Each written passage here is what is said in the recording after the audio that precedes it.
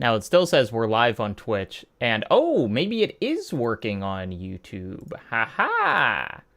Maybe. Do I have to apply my beautiful thumbnail again to the YouTube version? I think I do. Ah, but I see. It says live. Okay. Okay. Hello, everyone. Welcome back. We've got it. Maybe. YouTube just can't handle the power of 4K. I hate to say it.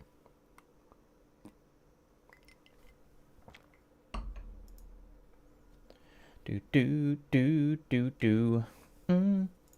Actually drives me crazy in my head. I don't know why.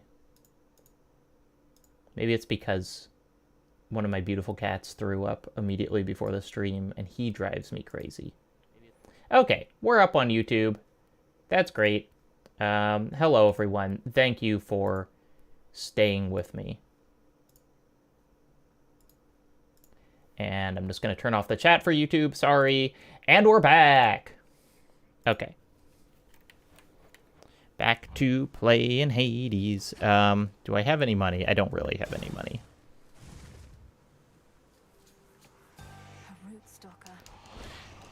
Okay. This is a boss that I fought the other day as well.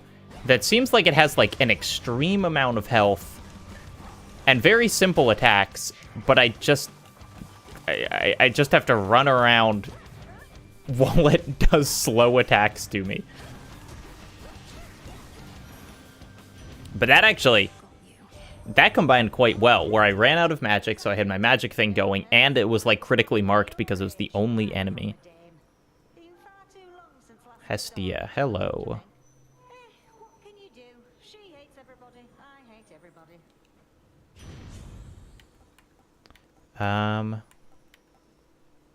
I don't actually need to restore magic because I like having 0 of it, so I guess my specials will inflict Scorch. I don't quite actually know This sounds ridiculous to say. I don't understand running in this game, like quite what it means. You know, I know how to dash, but then I don't know kind of... You just keep pressing A and you run around and then you can do special stuff with that? You know, it seems interesting, I guess. Video games are so weird. You describe the act of running and then you're like, that seems interesting.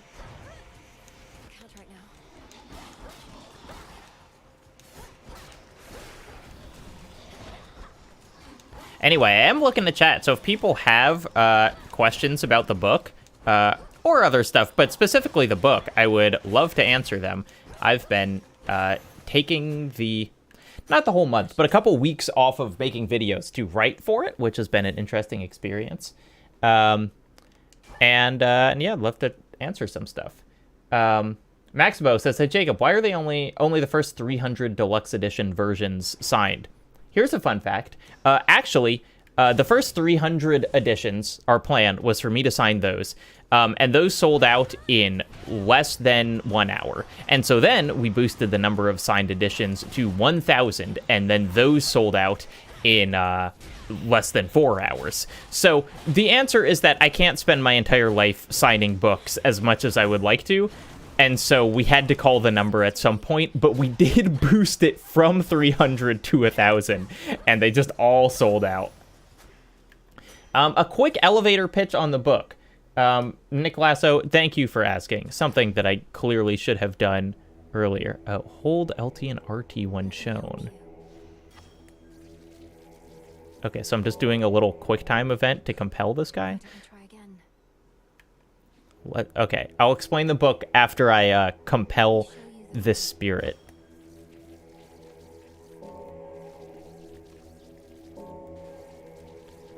Now this is gameplay.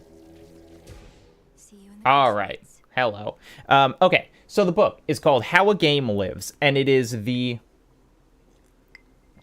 I'm gathering my thoughts while I drink iced tea. It is a collection of my annotated essays, is the shortest way of putting it. So it is 10 of my favorite essays that I've written over the past 5 years, turned into videos. And each of those is going to be reprinted in full, but with dozens of little notes and comments and expansions on the themes and whatever by me covering the margins. So it's kind of like a, you know, if you wanted to know more about Fear of Cold or Returnal is a Hell of Our Own Creation or whatever, then I could possibly fit in the video itself. And specifically, and what I think is gives me a really interesting opportunity to do, is write about like how my feelings have changed. Oh, what?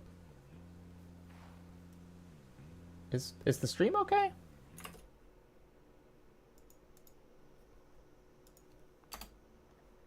It just went down for me, but we're fine. How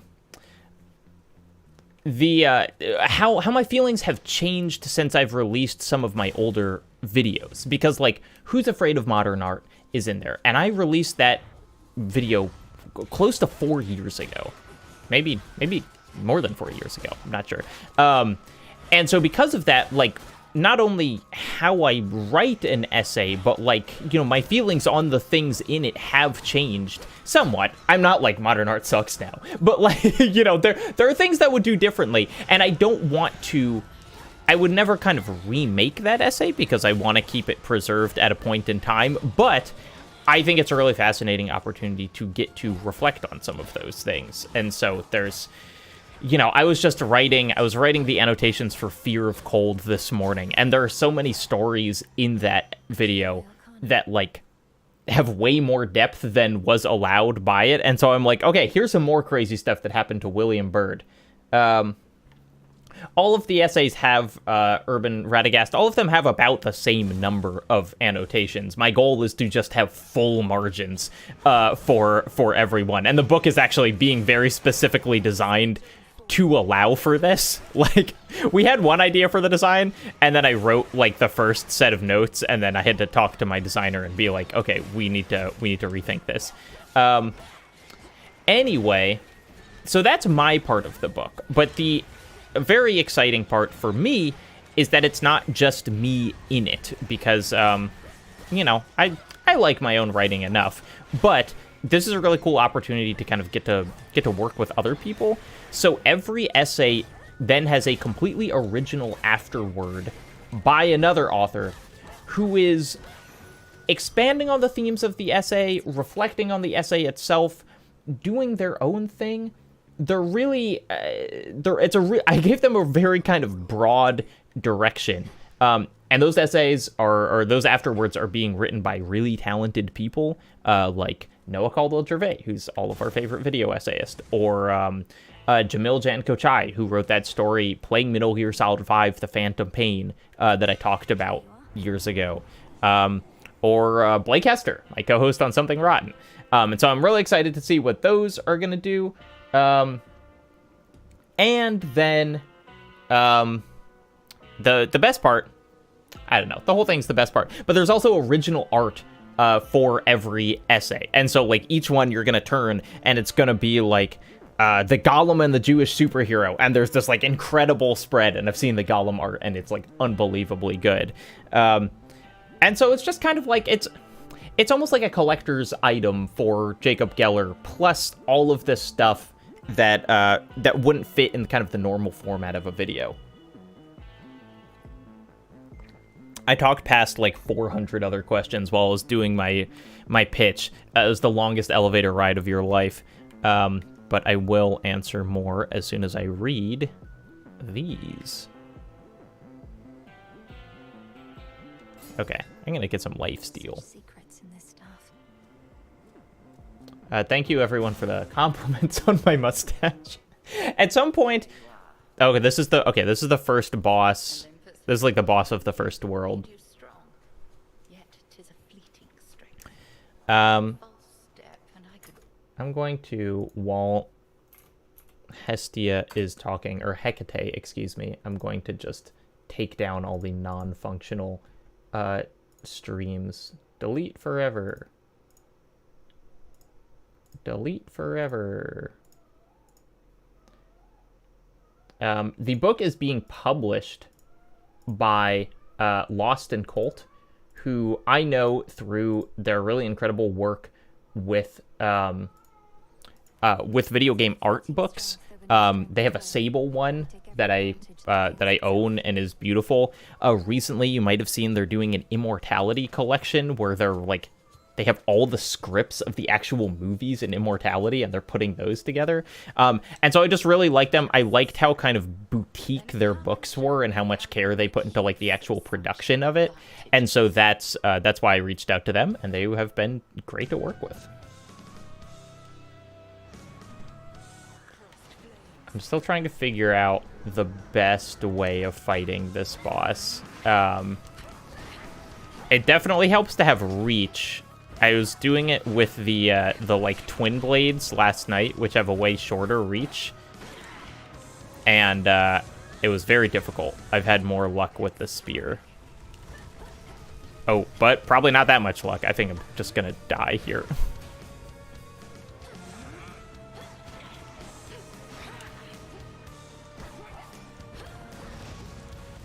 Oh, okay. Well, look, I'm learning the game, okay?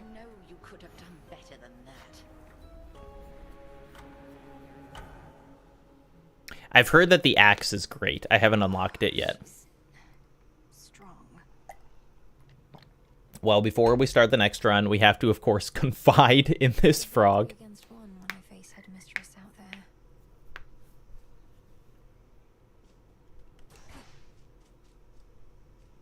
I haven't... There are questions about all the included essays, and I haven't... People have figured them out. Like, someone on my Discord was like, I think it's these 10, and they were exactly right. I haven't listed them anywhere, but I can name them off the top of my head if you give me a minute. So, we have... These are the essays in my book. Who's Afraid of Modern Art? Returnal is a hell of our own creation. Fear of Cold. The Golem and the Jewish Superhero. Art in the Pre-Apocalypse. The decade-long search for Shadow of the Colossus's last great secret. The future of writing about games. Oh no. This is where it's going to start getting dicey. Does Call of Duty believe in anything? Every Zelda is the darkest Zelda. And... Did I say Fear of Cold? Oh no.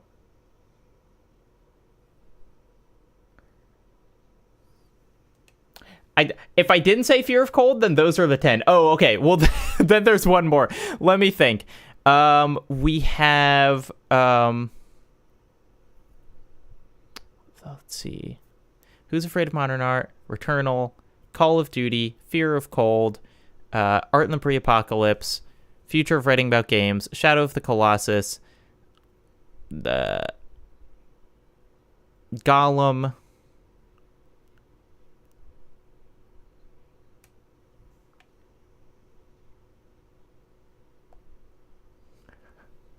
This is so funny.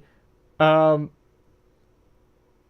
no, the autopsy one isn't going to be in there. Okay, well, now I have to check. I just have to look at my own list and be like, what am I forgetting?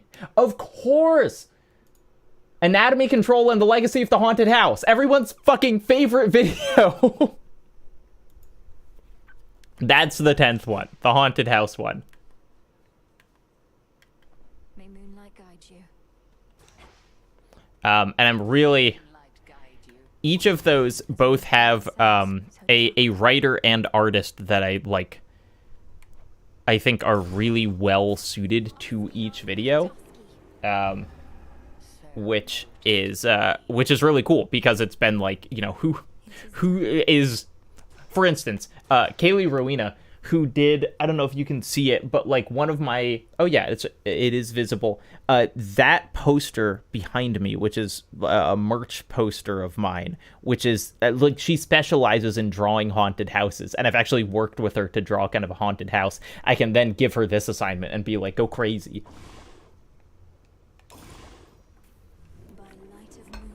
And,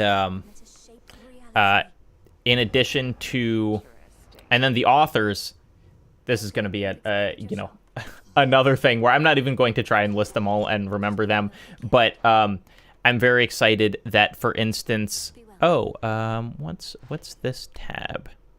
nectar.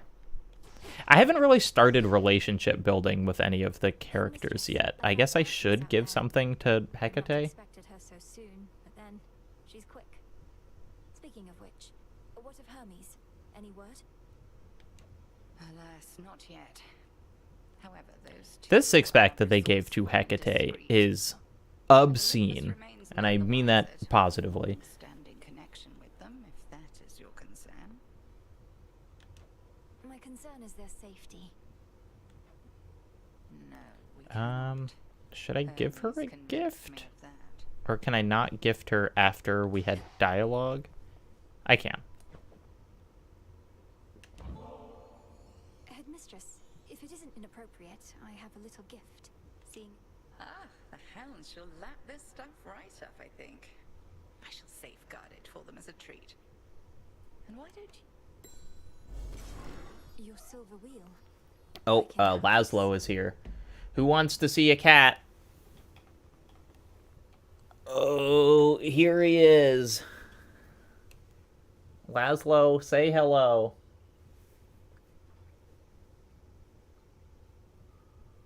What?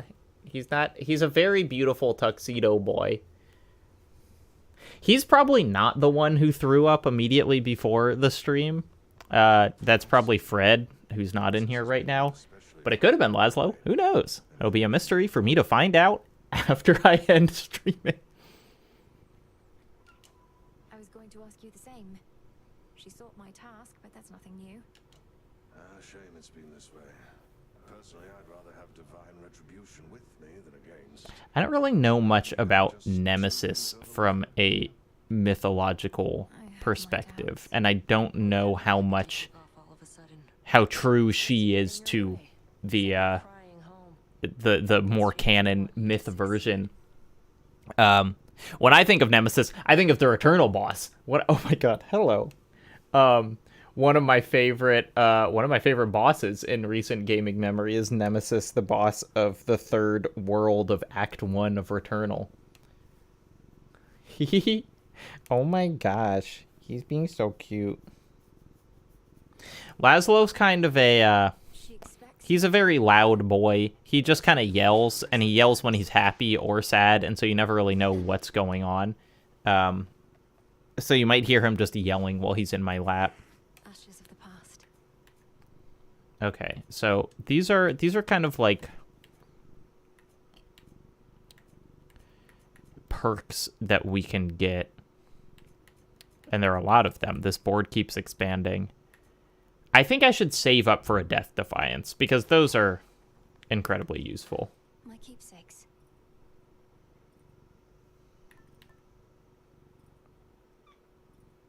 The silver wheel. After you use magic, restored over 3 seconds. Up to a total of 1,000. Interesting. So it'll run out. He's also big, and so he's like leaning on me, and my legs are gonna go to sleep. Because he carries his weight around town. Okay, I'm gonna do a round with the little quick stabby dual blades. The Grave Thirst. Oh, is this okay? Is this going to be the thing like in the previous game where you get more XP for using some weapons? Yes. Whenever possible. I'll make this count. I don't know if any of y'all played the God of War Ragnarok free expansion that was like a roguelike. It was interesting how explicitly, I guess not explicitly, but like how clearly it was inspired by Hades in like very, very obvious ways. And one of those was like each weapon, or I guess each shield, it was like, hey Kratos, you should use this shield. You get more points this time. I don't think I've talked to the... Whoa! Hello, Celine. Celine looking like a damn Elden Ring boss. Whichever threat we face, I vow to shine for you.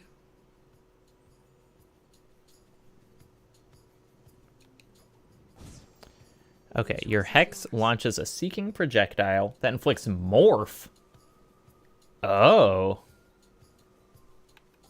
I got turned into a sheep fighting an enemy last night, so I'm sure that's similar.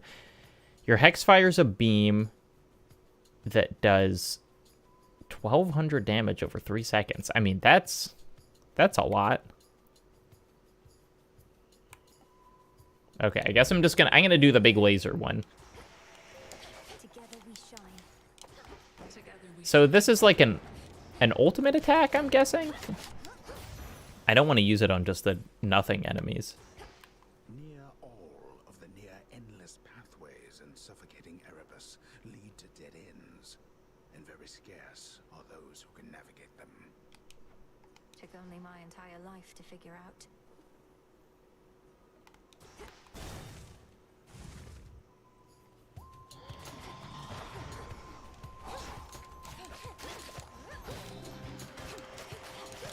It's crazy how good the game feel of Hades 1 was, and yet somehow this game is surpassing it already.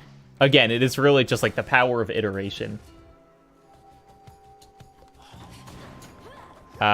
Anyway, sorry if I was talking about the book for a long time, but only answered like 2 questions. So if other people are curious about things, I would be happy to answer them.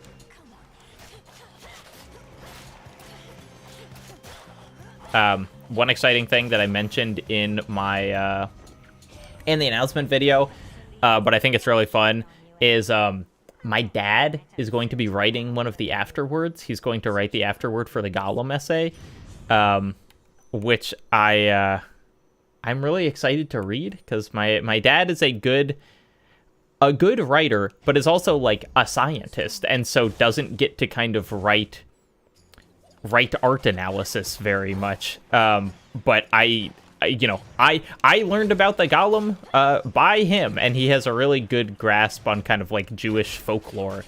And so I'm really interested to see where he goes with it. And it was also just a fun thing to be like, hey, Dad, do you want to be in this? And then he got an email about like the rate, and he was like, wait, you're paying me? And I said, yes. Yes, indeed. Calliope asks, will Annie be writing anything for the book? Annie is my partner who's been in several Nebula videos. Calliope, great question. Annie is not writing anything for the book. She is designing it. My partner Annie is an art director and has always wanted to do a coffee table book, and I am so excited to work with her on this. So she is the designer of the entire book. She's not the illustrator. She's not doing the art, but like the cover, the slipcase design, specifically the design of the vinyl, the layout of all the pages, that's all her. And it looks unbelievable. So I'm so happy to be working with her.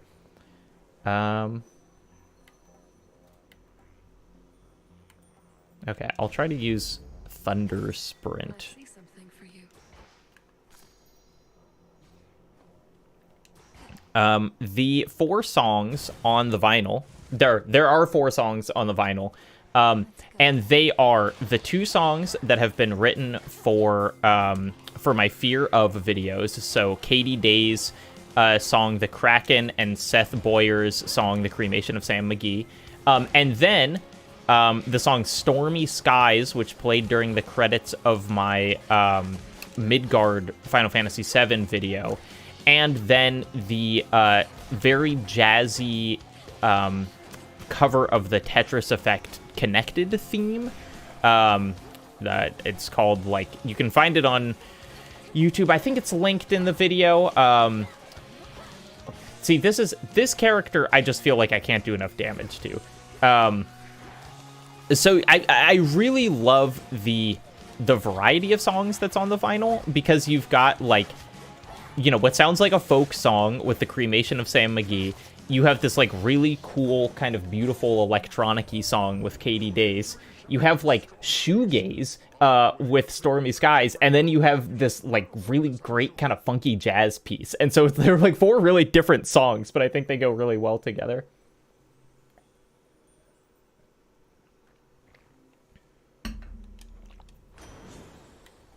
I mean, Poseidon is so good. I think I'm gonna do my cast hits foes.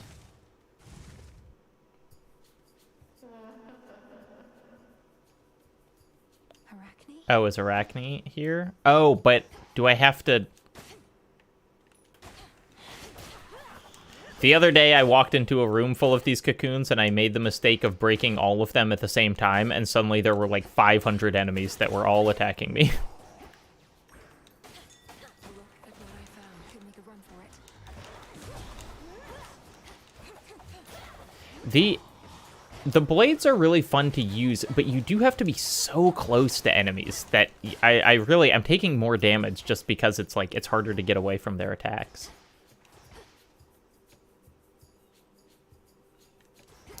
Rob Blossom asks, are you working with people writing afterwards, or are you just letting them do forever? Or do whatever, excuse me. Kind of both. I have given them, you know, their brief, their word count. I've encouraged them to kind of go wild with what format they want to do, but then they will be edited. And I'll see them before. And obviously, if they want to kind of talk to me about ideas, then I will happily do that. I was discussing, Renata Price is one of the authors, formerly of Waypoint and Remap, one of my favorite game writers out right now. She's writing the Returnal essay, and I was talking to her about it a little yesterday. Okay.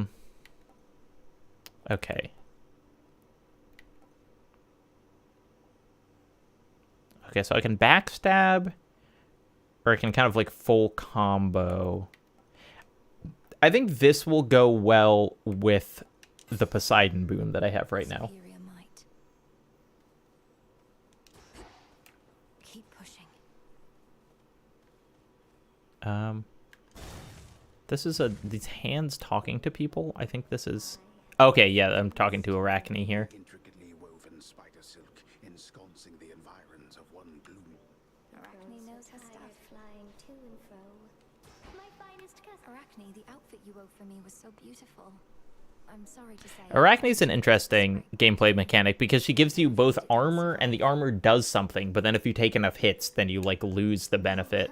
That's quite all right, silly. It wasn't made to last. What is? It was made to be in the moment with you. Now here, I've plenty more. Okay. My channeling gets faster. I get money. Or I get more magic. I mean, it's like, should I just get... None of these seem that good. Though maybe channeling. I'll do the channeling one. What a sight you are. Okay, people are saying that the... Oh! People are saying that the Hephaestus boon that lets my special return to me is good, so perhaps I should have done that. Oh, I always forget about the... I haven't been using the specials nearly enough. I guess I'll go for this. I really feel like I'm... hey! Sand in the Breeze, thank you for purchasing the Deluxe Edition, the purpose of this stream. What I feel like I need now, and I can't remember... This is a thing where it's like, I don't know if I just need to get better, or I will also kind of unlock upgrades that do this more. But I need a way of just, like, recovering health over time. Because I keep taking damage, and then I can't get it back.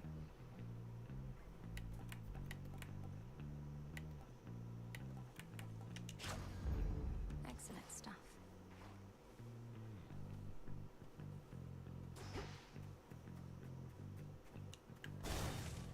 And there are these kind of...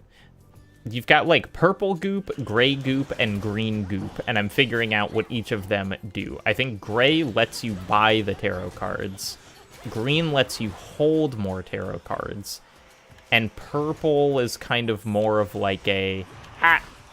these screaming things are a real pain in the ass. Purple just kind of seems to be like a general catch-all. Lord Charon said Hello, Charon. your brother's Lord Charon. It was Moros. He did. I think it's interesting that, and it's kind of cool, I respect it, that, like, even though they have Charon art from the previous game, they've still got this, which indicates kind of like a placeholder art. You know, it's like, well, they could have put in the one from Hades 1, but they're like, no, don't worry, he's going to be new. In all of this.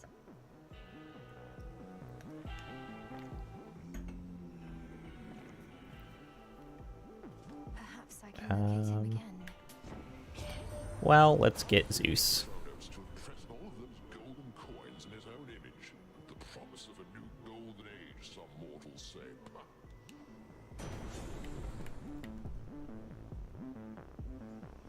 Prime 50? What does that mean?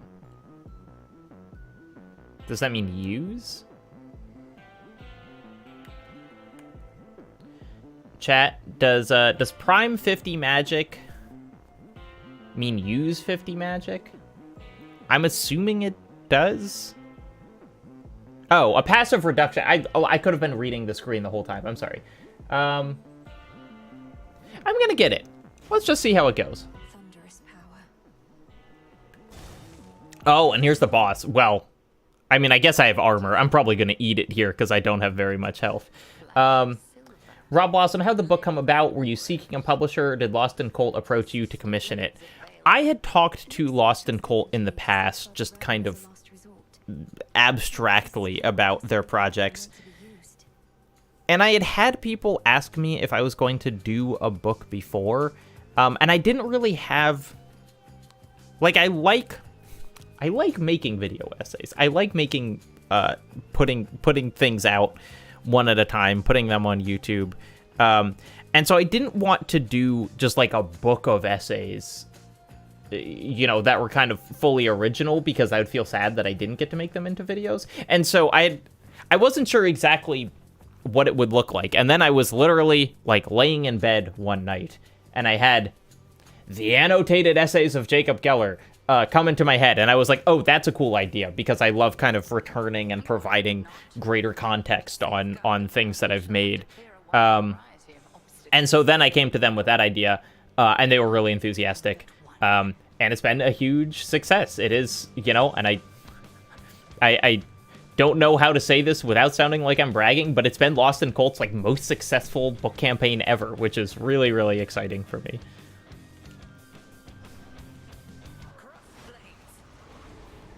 All right.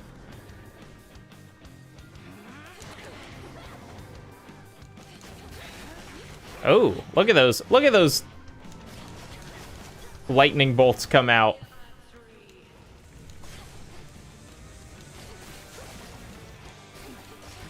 So this is, she makes like copies of herself, and I think the genuine copy is a slightly different shade.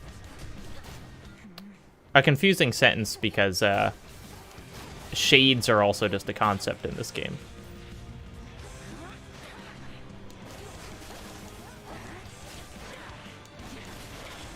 Okay, so I'm doing... My damage is great. I would love to live through this battle, because I think I could do pretty well on the next floor. But my... Ah! I'm the sheep! My damage is not great as a sheep. I was gonna say, I think I can do really well if I made it through this. But I don't know if I'm making it through this. But this Zeus boon is awesome. This like bouncing. The thing in Hades 1, the boon that turned your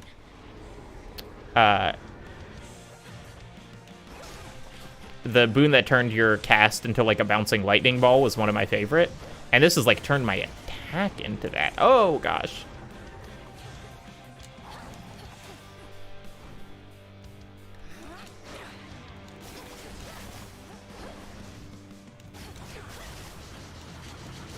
No, shoot. Fought more fiercely than last time, at least. Okay, well, you know, So blasted. sometimes you eat the bar, sometimes the bar eats you.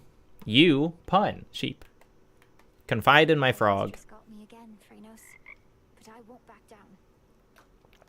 I have a, in my backyard, the set up by the previous owners, there's a koi pond, very small koi pond, and there are only like 2 fish in there, but every time I walk by, there are like 5 frogs just hanging out on the side, and whenever I get near, they all jump into the pond, and so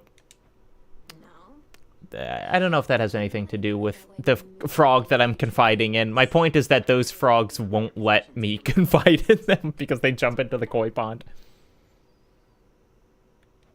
You put it incorrectly back.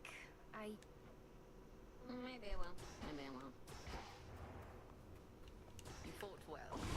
Each night, another possibility. Togi Tokyo, thank you for the Prime sub. Ooh, reveal a hidden glade in Erebus, where you may restore some health. Yes, please. Chocobo Cavalry asks, how'd you get in touch with Ajay Brenya? I was so delighted when he talked about Through the Flash and Time Loop Nihilism, one of my favorite short stories. Same for me. So, Nanakwame Ajay Brenya is the writer of the short story book Through the Flash, and then the novel Chain Gang All-Stars, which came out last year, and he is also writing the foreword to my book. It was really, it was as simple as I talked about his short story, and then he saw the video, and he was really excited by it. But, like, it has been such a rewarding relationship, because I've now talked to him online for a while now, and then on his book tour, he came to, Lake North Carolina, and I drove to see him and, like, got lunch with him. But he is such an immensely talented guy, like, truly kind of awe-inspiringly so. And plays video games, and likes my videos for some reason. And so it's just been, it has been cool to have this kind of mutual admiring. Both him and Jamil Janko Chai, who's the writer of, I always reference the Playing Metal Gear Solid 5, The Phantom Pain, but he has a short story book as well called The Haunting of Hajik. I can't remember the name exactly.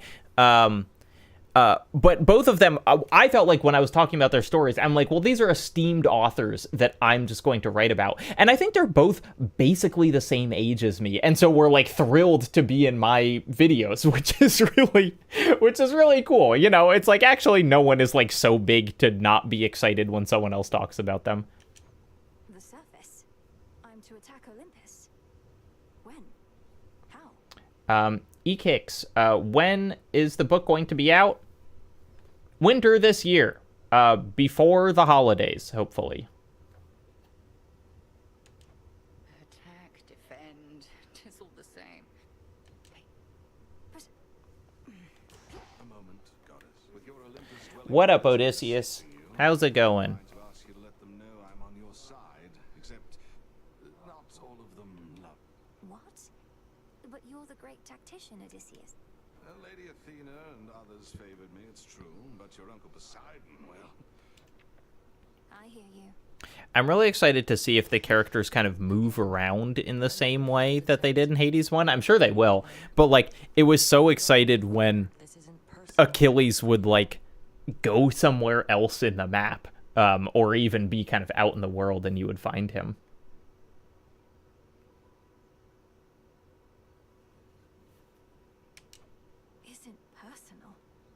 You don't see my mother around either, do you, Nem? I really like that this game is kind of... And I knew mine. It doesn't tell you what happened. You just kind of start in the middle, and then you hear rumblings of, like, oh, something bad happened to, like, Hades and Zagreus and the mom, who I can't remember her name. Is it Persephone? But like, they're just like, hey, something bad happened, and then you're kind of finding out pieces of it as you go along.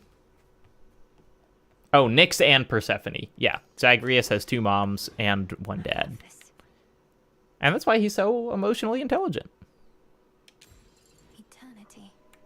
Okay, so I can't equip this and the same.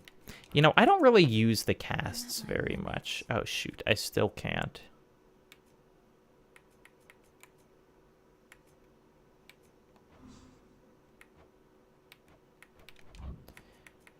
I wonder how I think there's a way to level up how many cards I can hold at the same time. But I'm not sure how to level this up.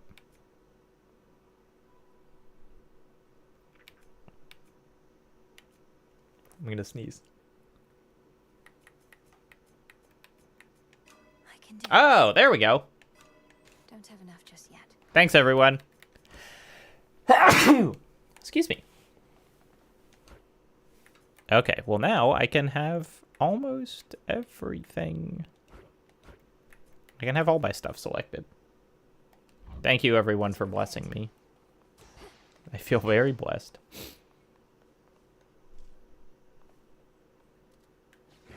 The arms of Okay. night. I need silver to get the axe. So I guess I'll just keep an eye out for it.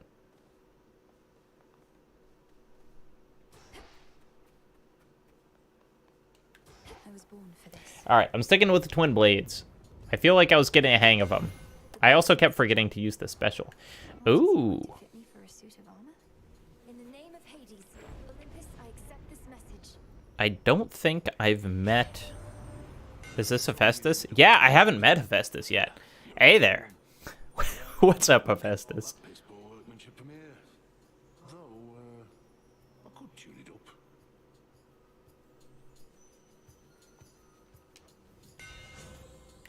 Okay, your specials occasionally cause a blast. Your casts deal damage.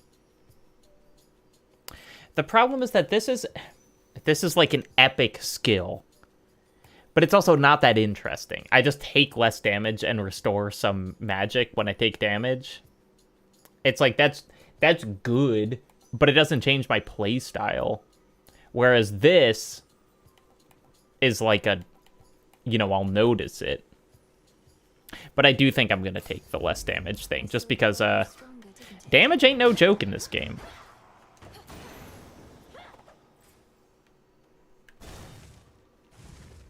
I should be keeping more of a lookout for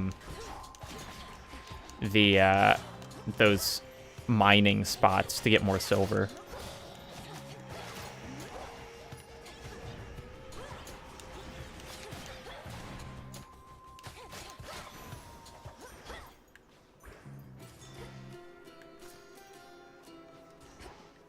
Split path.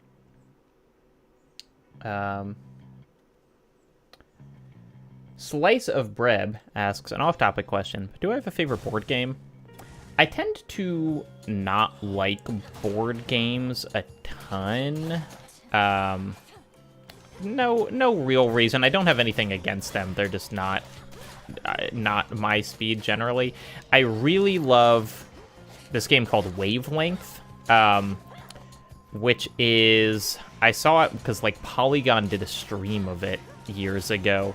But it's a game where you have like a dial that goes from like 0 to 100, except it changes every round. So it's like cold to hot.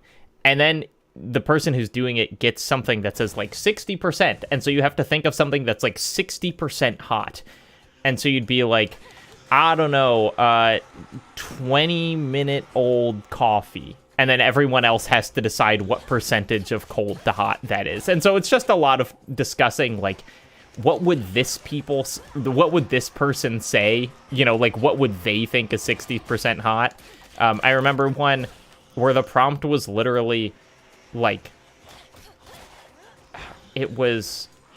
I think it was, like, not sexy, and the person said...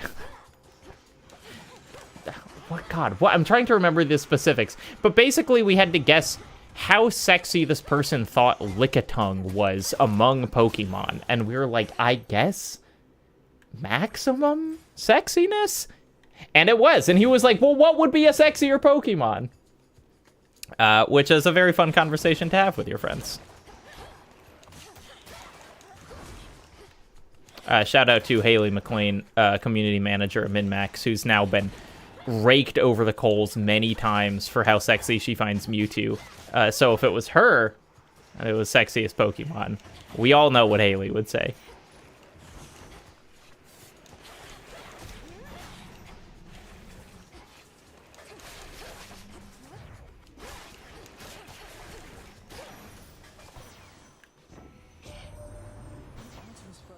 Hello, Apollo. I do like that you're fighting Kronos here, because Kronos is my favorite, one of my favorite boss fights in the God of War series. I'm just going to take do more damage. A boring choice, but it's like, hey, am I going to regret taking do more damage? No, I'm not. Oh, these fucking... I do not like these guys.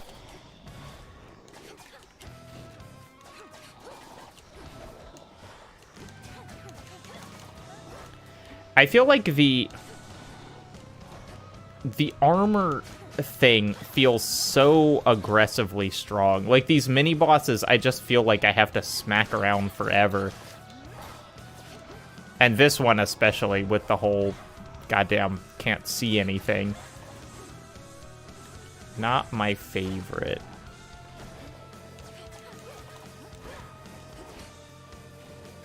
Oh, come on. Hey, Death Defied! It's like, this doesn't feel like an enemy that I should be dying on, because it has, like, one attack. But it's alright. Your attacks may inflict daze. That seems good.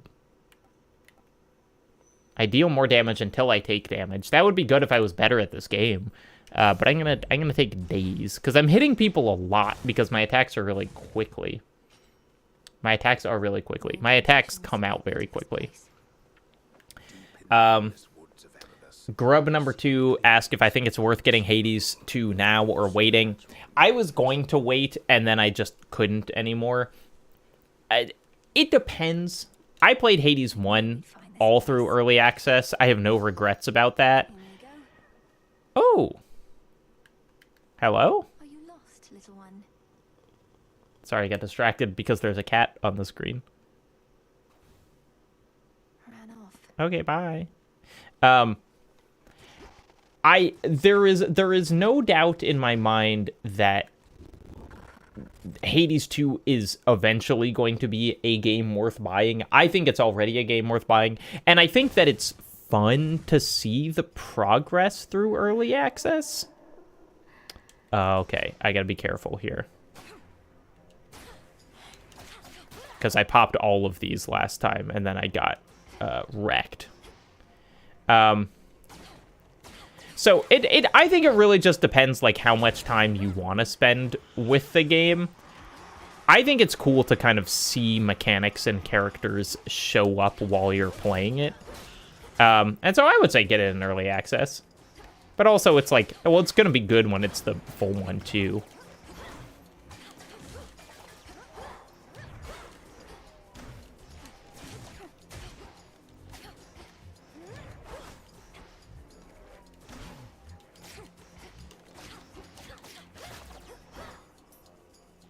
What are we at? Oh my gosh, less than 2 hours left in my big ol' book campaign.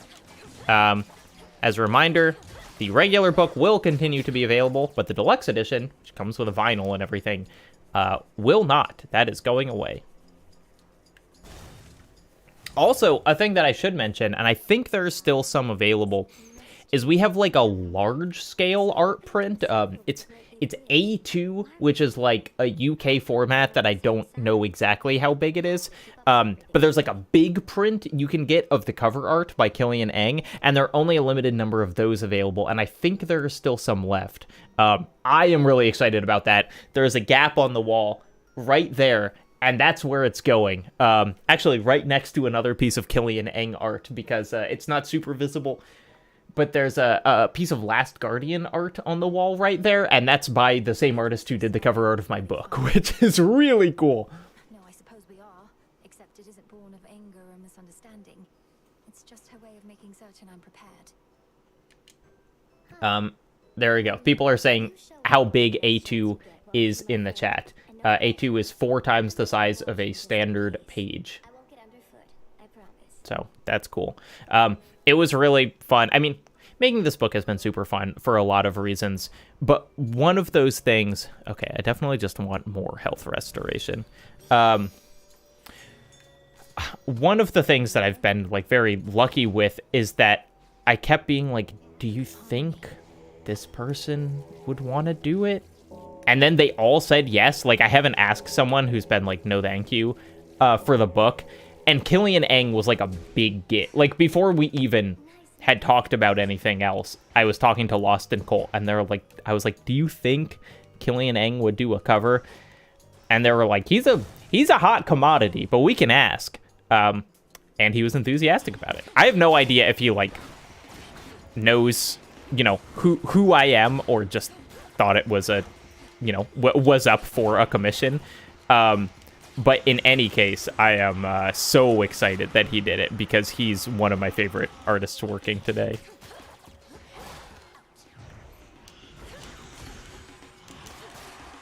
I don't know how to deal with these screaming guys.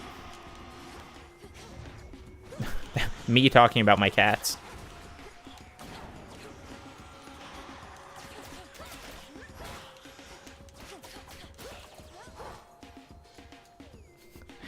Rob Blossom says, A2 is not a UK format. It's simply an everywhere except the US format. Makes sense. We're dumb over here.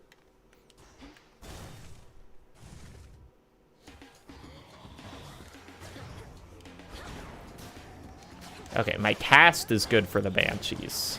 I will try that. You know, I never use... It's like there are a lot of mechanics that I need to start using. I do like the...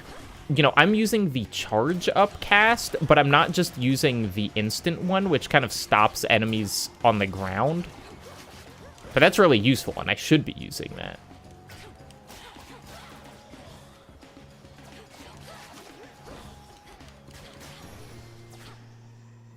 Hey, Sound of Streams just bought my standard edition. Thank you.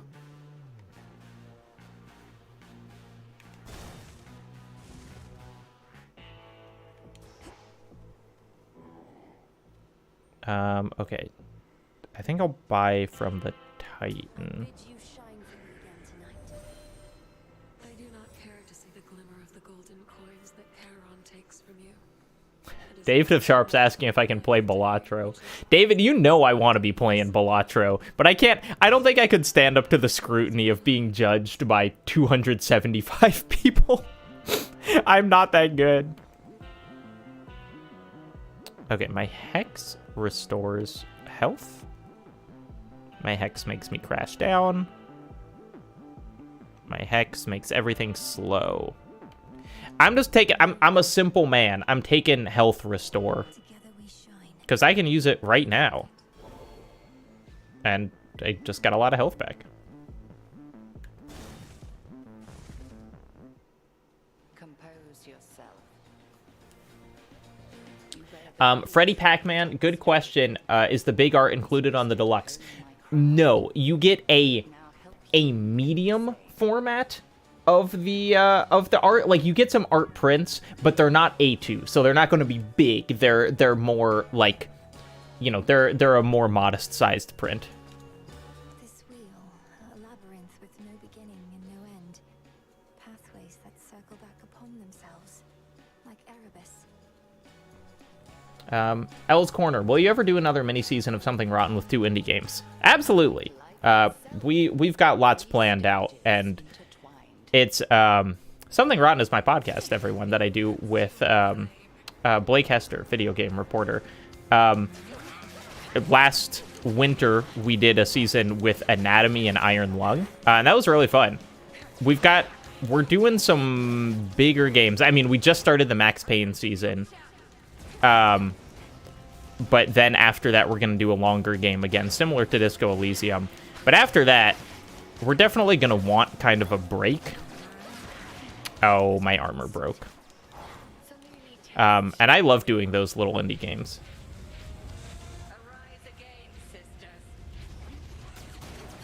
Yeah, and also Blake, my co-host at Something Rotten, is coming on to work with Lost and Colt, the publisher of my book, which I'm thrilled about. Because Game Informer laid him off because GameStop is run by dum-dums. I'll say it.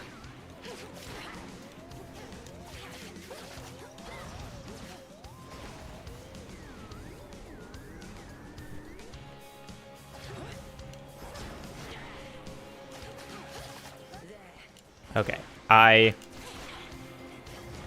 don't want to be too confident, but I'm feeling good about this boss battle. I'm feeling like I could take a lot more damage and still make it through, which might happen. That's the one that turns me into a sheep. Come on, how do I avoid that?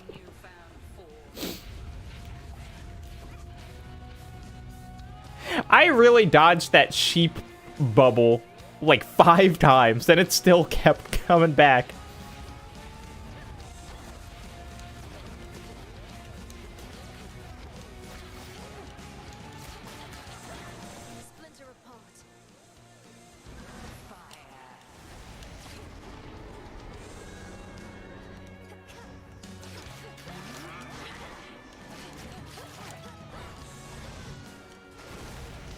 The soundtrack is so good, man. I think this is a very, like, you know, it's not a real slight, but I think Hades probably had my least favorite Supergiant soundtrack, just because it's up against Bastion, Transistor, and Pyre, 3 of the best game soundtracks ever.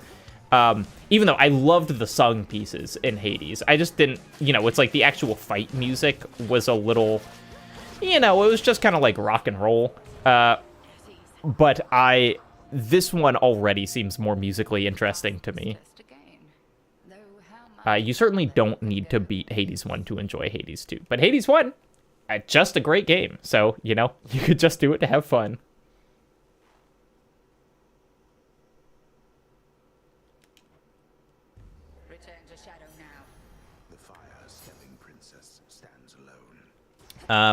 Everyone, I'm going to use the bathroom real quick while we just beat this boss. I'll be back in 2 seconds.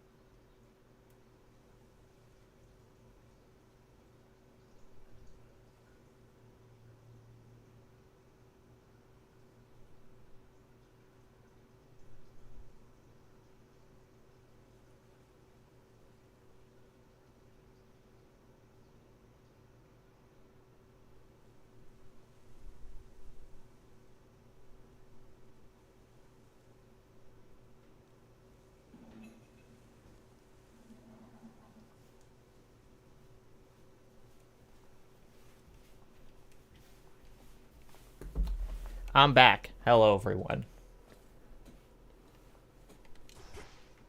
Going down. Thank you, Bamboo Bumblebee, for buying the regular book. To answer a question that I've seen come up a couple times, we don't have current plans for other formats of the book, ebooks or audiobooks. That could change. Part of the reasoning is, at least for an audiobook, it would be very hard because they're all annotations, so like I kind of don't even know how. It would be challenging to figure out how to read it out loud. An ebook will come back to as well, but like part of the appeal of the book, and I know that it is an accessibility issue, and I do want people who are, challenged by physical books to be able to read it. But like all of these essays are available online in audio visual form already, and so like it is kind of about having the big chunky book that like won't be erased when the internet goes away. But we will revisit the question because the book has been really successful, and we do want to be able to get it into the hands of everyone who wants one. I don't know who this guy is. Hold on. I feel like I'm talking to motherfucker from Half-Life 2. I'm not your girl, old man. My name and business are not your concern. So it seems. You appear to be quite pressed for time. Forgive this old man his transgressions. Oh, Couldn't have been. and he's gone.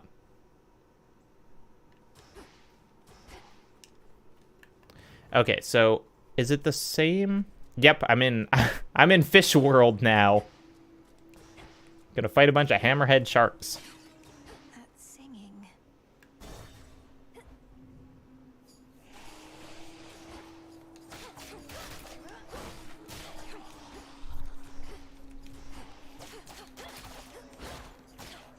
Rob Blossom asks, are there any particular games writers that I'd recommend, such as Renata Price or Austin Walker?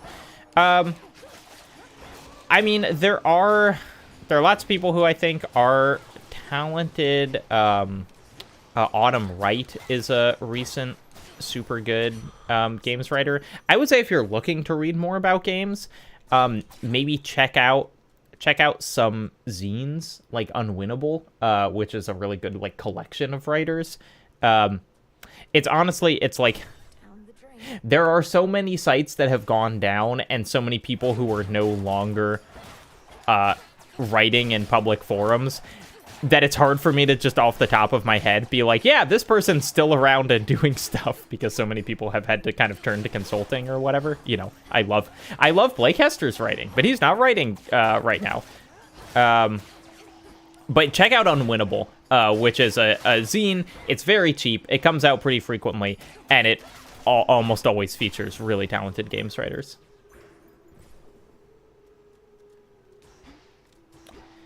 Snowfall asks, do I remember the writer who appears in the thumbnail of Head Transplants? Yes, that's Karen Walsh. She did that painting that's just on the wall behind me, and she has done a painting for How a Game Lives. We commissioned her to do the art for the Who's Afraid of Modern Art essay, which is in fact a physical canvas. Most of the other ones are digital art of some sort, but hers is like I went and photographed it. It's Karen Walsh spelled with a C, Carin. She's pretty small, so she doesn't do like prints or whatever as far as I know, but you can certainly follow her on Instagram.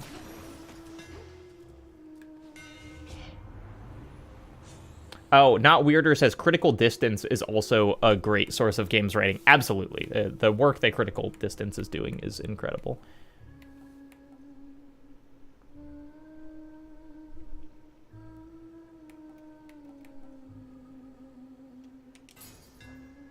The Master Craftsman's gift. Ooh, I fulfilled a prophecy. Join me.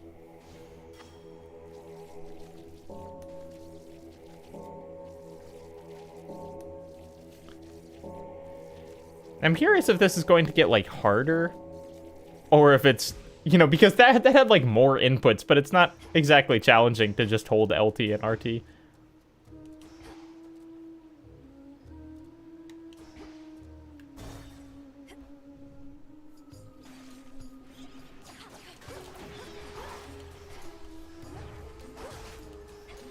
Oh, okay. That new special seems good. I mean, I know these enemies are not super strong, but still. Ow, ow. Getting hit with steam. I've only been to this floor once, so I don't know fully what's up with it yet.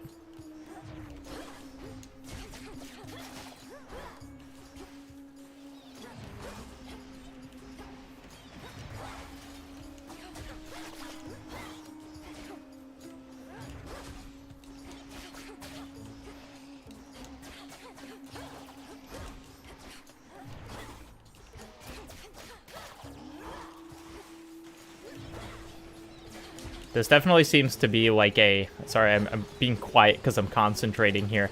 These levels are like a bunch of little enemies coming out of everywhere. Which I should probably be using my cast more on them.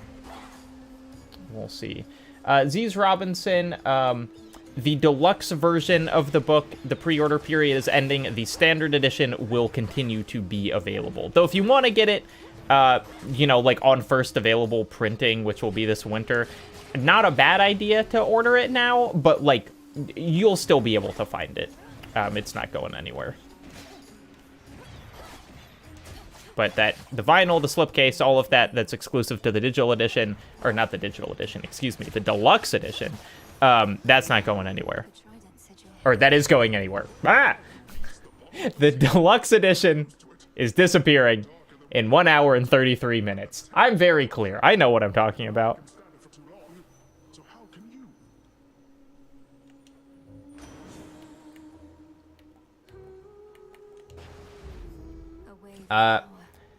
Jerry Pinefeld. Will I kill the vibe if I take how a game lives to a party and try to explain why video games are really important? No.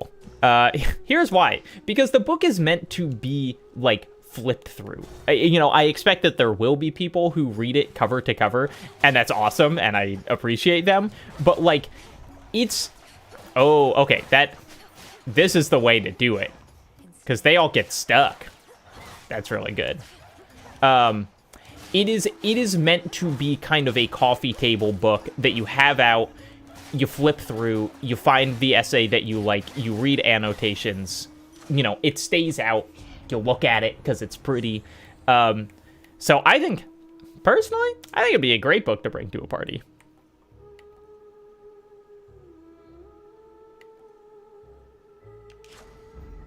Felt that for sure.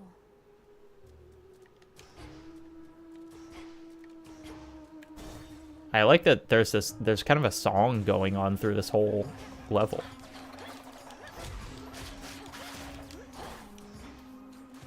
Okay, now that I've figured out that I just need to use the cast on these fish, I feel way more confident. I mean, I've still got pretty low health. I don't think I'm making it through this level, but huge help. Especially with the combination of that and my special is really taking care of them. The great thing about Hades, and this is also actually true of Balatro, is it's a game where you feel like overpowered on virtually every run in just a different way. You know, but it's like, by the end, you are going to have some cool combination of powers that's, like, interacting in really useful ways. You know, as opposed to something like Slay the Spire, where sometimes it feels like you're just scraping by all the way to the end. And don't get me wrong, I love Slay the Spire.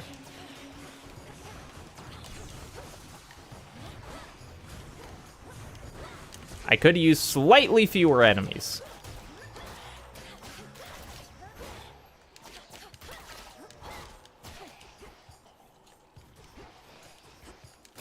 I'm curious how long the early access period is going to be for Hades 2 compared to Hades 1, because I haven't reached the end of this. But, like, Hades 1, it ended, the first early access period, you literally got to the first boss and it was done. There wasn't even a second floor.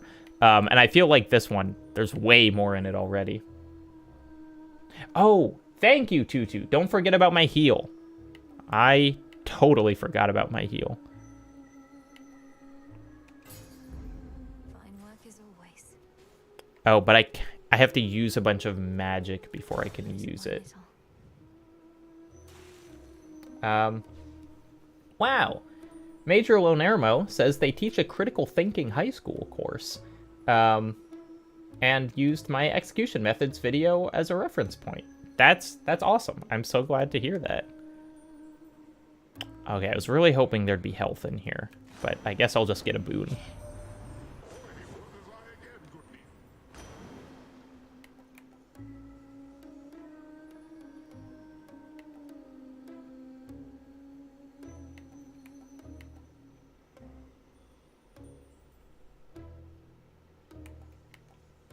Okay, this is interesting. So, I'm reducing my magic, but it's reducing all of the damage I take.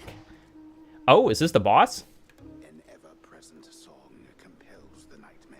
Oh, shoot. Is the boss gonna be a singing thing? It's very pretty. We going Dark Souls 2? We gonna fight the Demon of Song? Oh my god, there's a full band. Hello?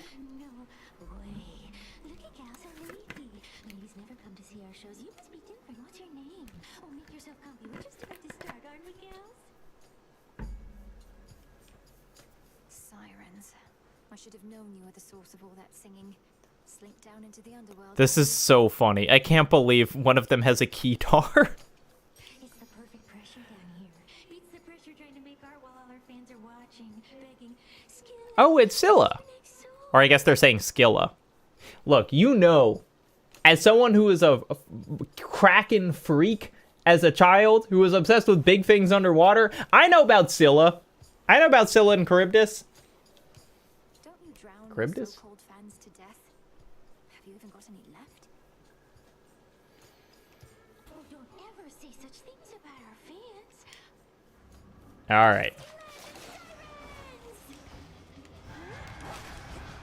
Uh-oh. Okay, well, this boss is cool immediately. Do all of them take damage? Yes, looks like they do. Oh, this is good. Wow.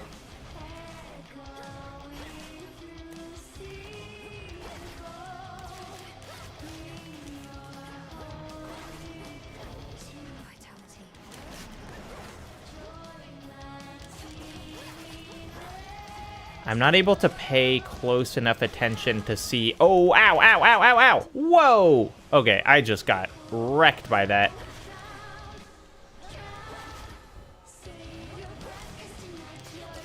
There's so much going on. 3 enemies, they're singing a song, they're all attacking simultaneously.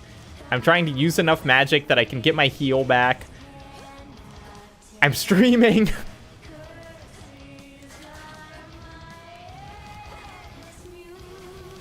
Go. Oh, shoot. I need to learn the patterns of those.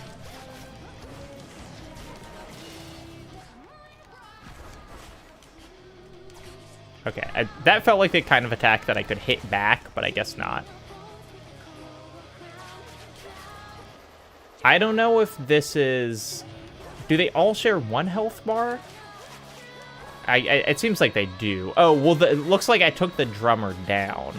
So maybe they kind of do and kind of don't.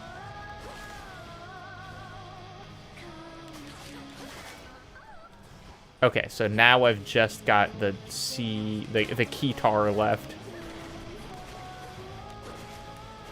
I've used all my heals on this. Thank God someone in the chat reminded me that I had heals because I totally forgot. Okay. So now...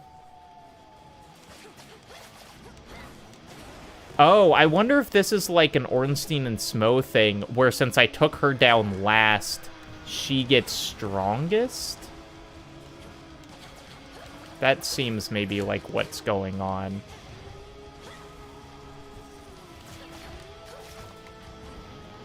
Oh, ow. Yep.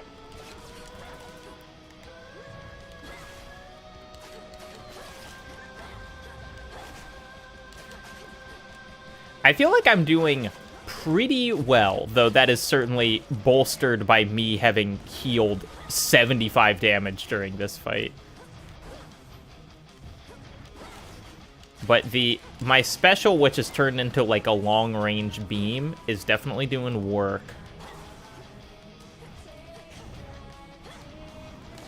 Oh. I feel like I'm playing Fury. A game that I am, incidentally, pretty good at. Okay. The shell lady is gone. I guess... Oh! Ow! Let's try to take out the drummer next.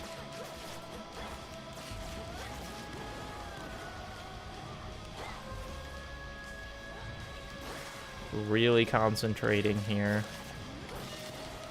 Oh, okay, is the drummer... The drummer's down?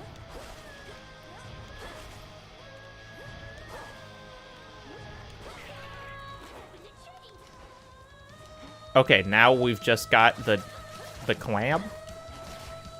Uh-oh. Oh, no! Fish! What? Look at all the fish!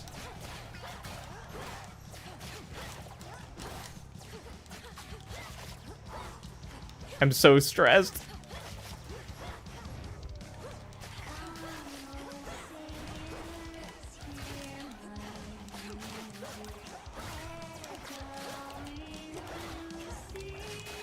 I'm so close! Yes! Let's go! Oh, thank the gods. Wow. A pearl. Don't expect that to happen again. I got a pearl.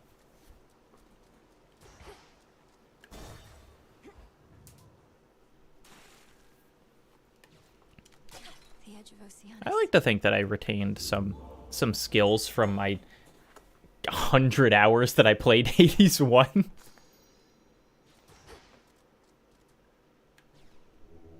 Be not afraid.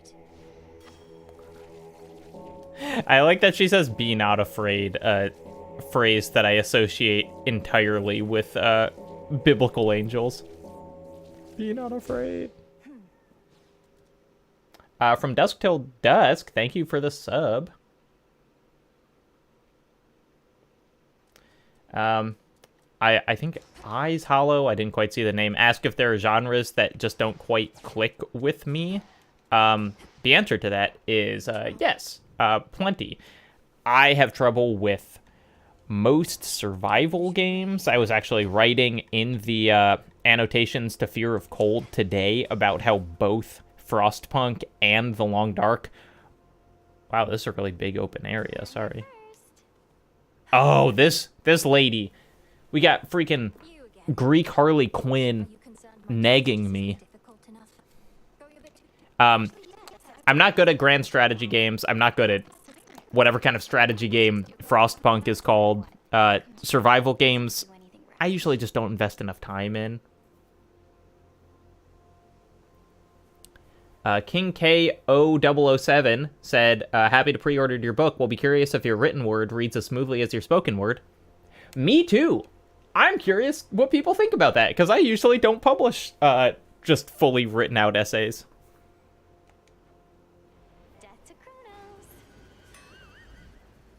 This again. Okay, blessed.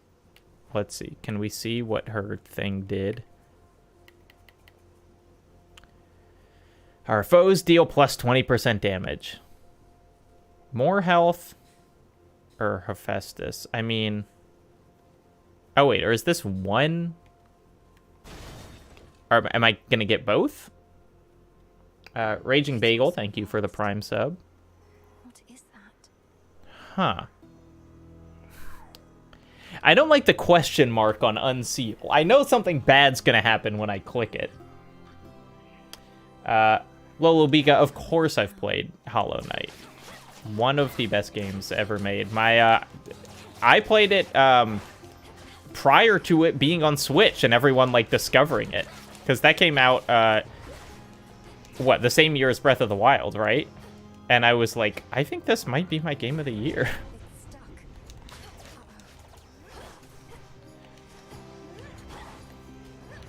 Wow, I am in full-on, like, Junji Ito world suddenly.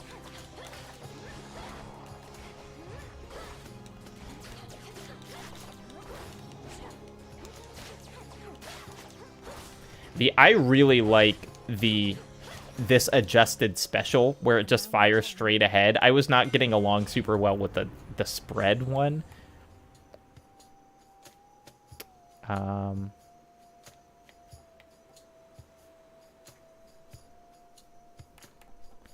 gonna do, I don't really use the hold attack that much. So, but that, honestly, that seemed kind of similar to my other attack.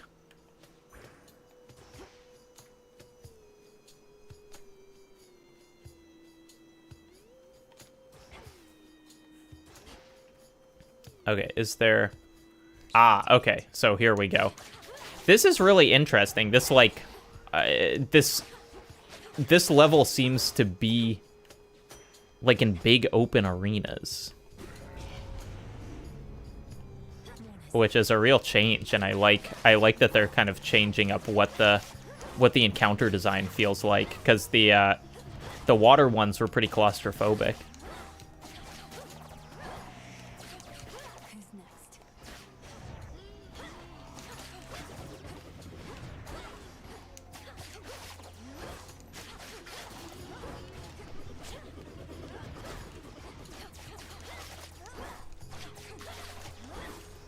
This feels... Here's the thing. I'm not exactly sure why this run is so good. It is. But I don't quite know, like, where our power's coming from.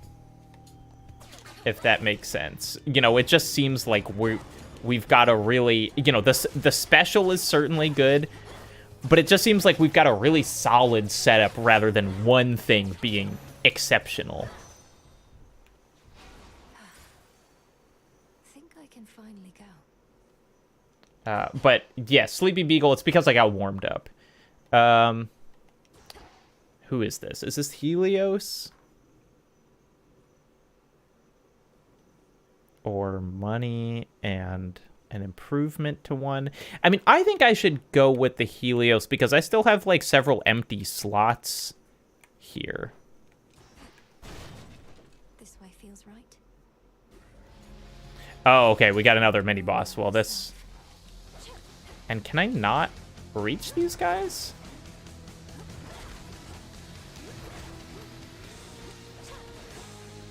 Okay, here's a question. Why is my magic recharging so fast? Did I take something for that? I don't remember, but it's really... It's coming back almost instantly. Was that like a tarot card that I took?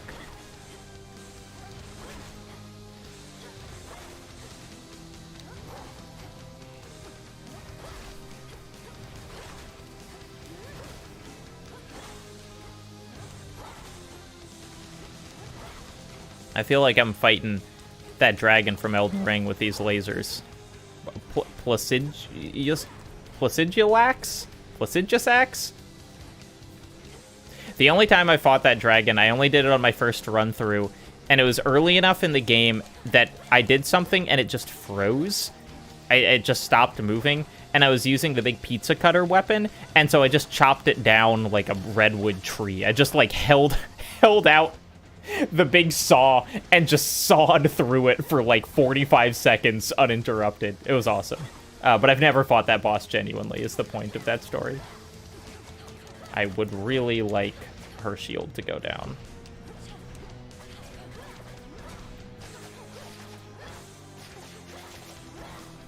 Okay, there we go.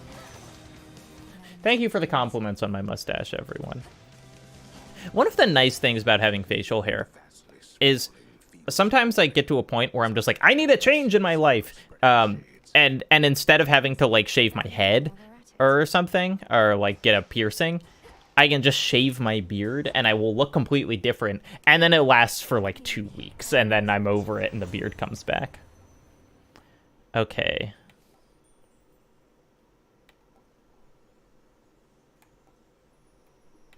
I guess I'll do this. I'll get some revenge damage going on, which I don't usually... I tend to in games, I'm like, well, I shouldn't take things that help me when I get hit. I should take things that help me to not get hit. But, that being said, I'm gonna get hit. Okay, I do wish that I had enough money for a Hephaestus boon, though.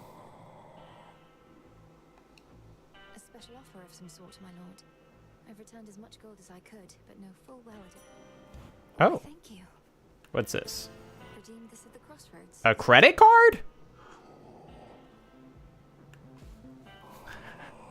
What did he just give me?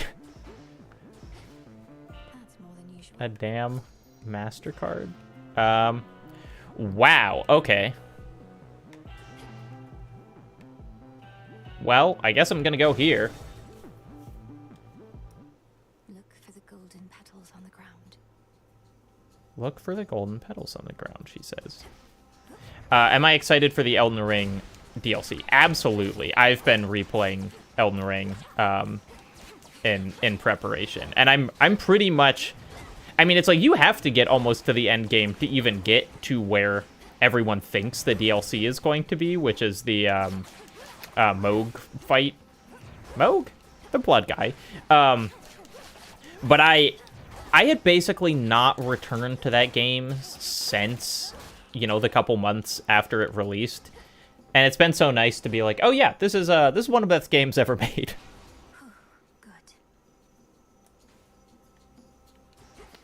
Okay, that's more magic, which I don't feel like I really need. But I certainly do want the Hephaestus boon. I don't know if I have to get all of them. Oh, Kirby attack. Okay, I should definitely be using the cast on those to slow them down. That's what I've learned.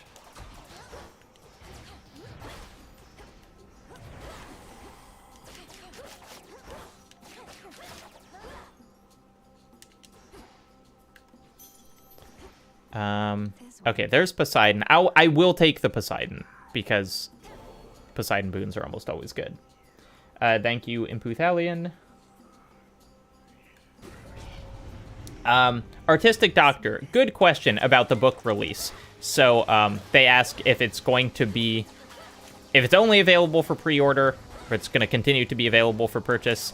The answer is that, and I apologize for people who've been watching this stream, you know this well by now, the deluxe edition of the book, which comes with a slipcase and a vinyl album and art prints and lots of other bonus stuff, is going away in 1 hour and 15 minutes. That will not be available after the pre-order period. However, the standard edition of the book, with all the written content, will continue to be for sale for as long as I can get them to print it.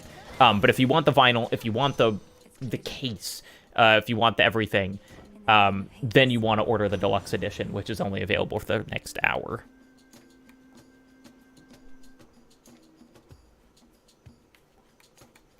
Mactel, I would love to do some book readings and signings. I don't really know how it works. I would need to talk to like an agent.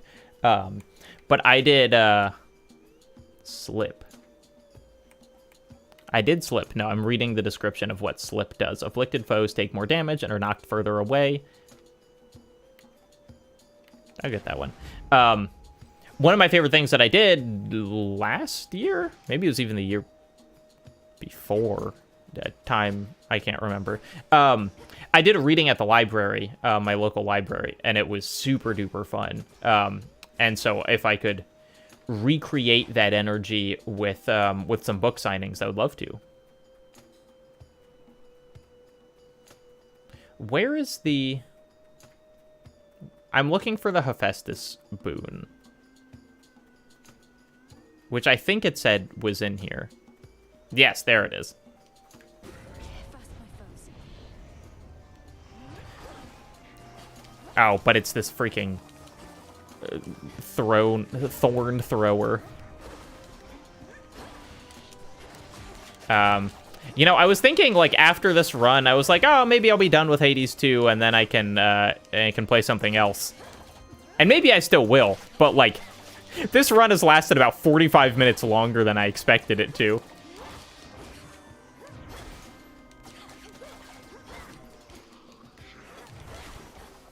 Currently, this is my least favorite enemy type.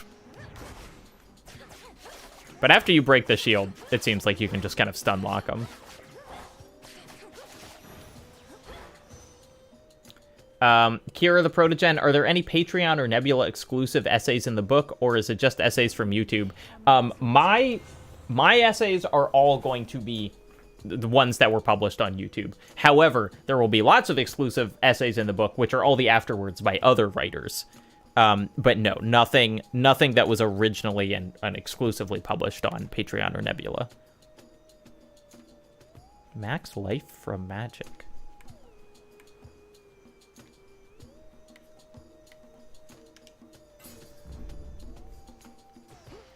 I've got a lot of health right now. But I'm also out of heals, so will probably be a problem in the future. Now, how the hell do I get out of here?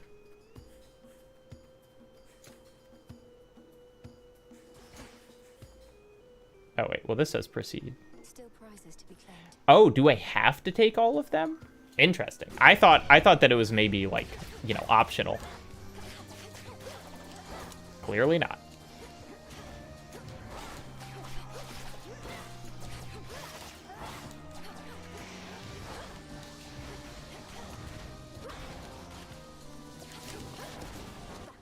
I really feel like I'm getting the hang of this.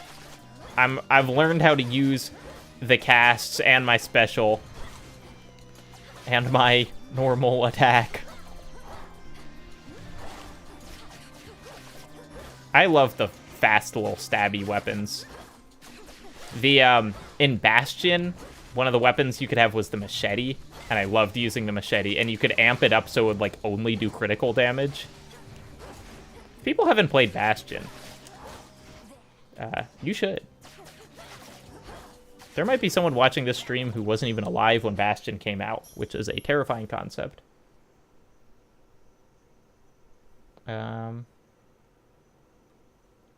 Kira, the most recent essay included in the book is Art in the Pre-Apocalypse.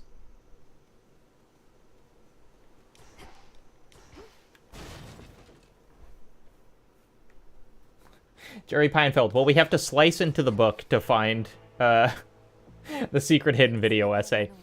They were really...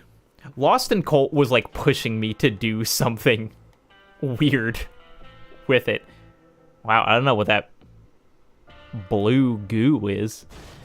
Had to drink the breath of life from Dune. Is this the boss? Oh, wow. Hello? Is it Cerberus? No. Heal. Stay. Don't make me fight Cerberus. 3 heads.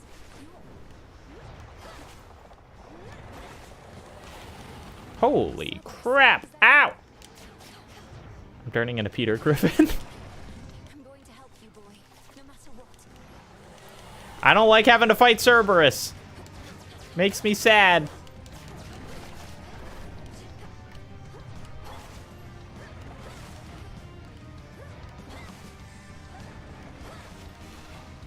I'm suddenly feeling like the damage I'm doing is not a lot. My keepsake expired. Oh, I had the keepsake that was recharging my magic, and now it's out.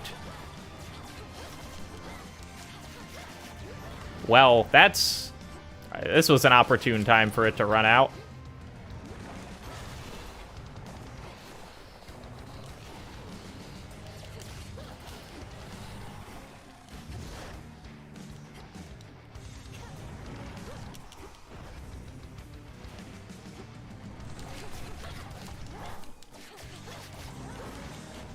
I don't think I'm making it past this.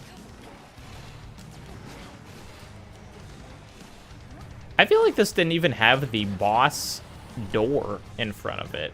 I mean, I didn't recognize the reward that it was promising, but... Oh, what? Return to Shadow now. Okay, well... So long, Milenaway.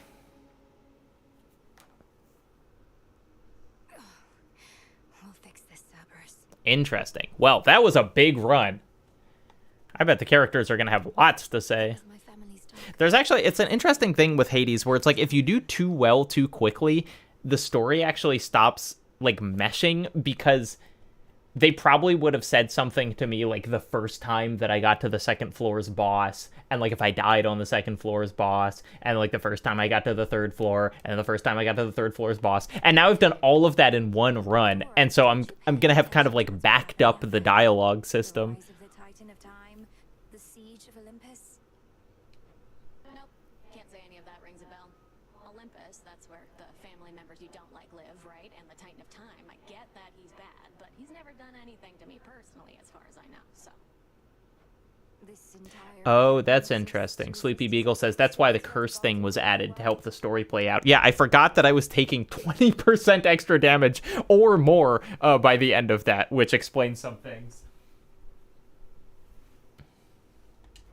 Well then, maybe I should thank him because I happen to like this encampment. I like the little face on Dora. Oh, shush. A little sassy face. Okay, let's cross off some prophecies from our list. Doomed Beckoning. A prophecy concerning doom.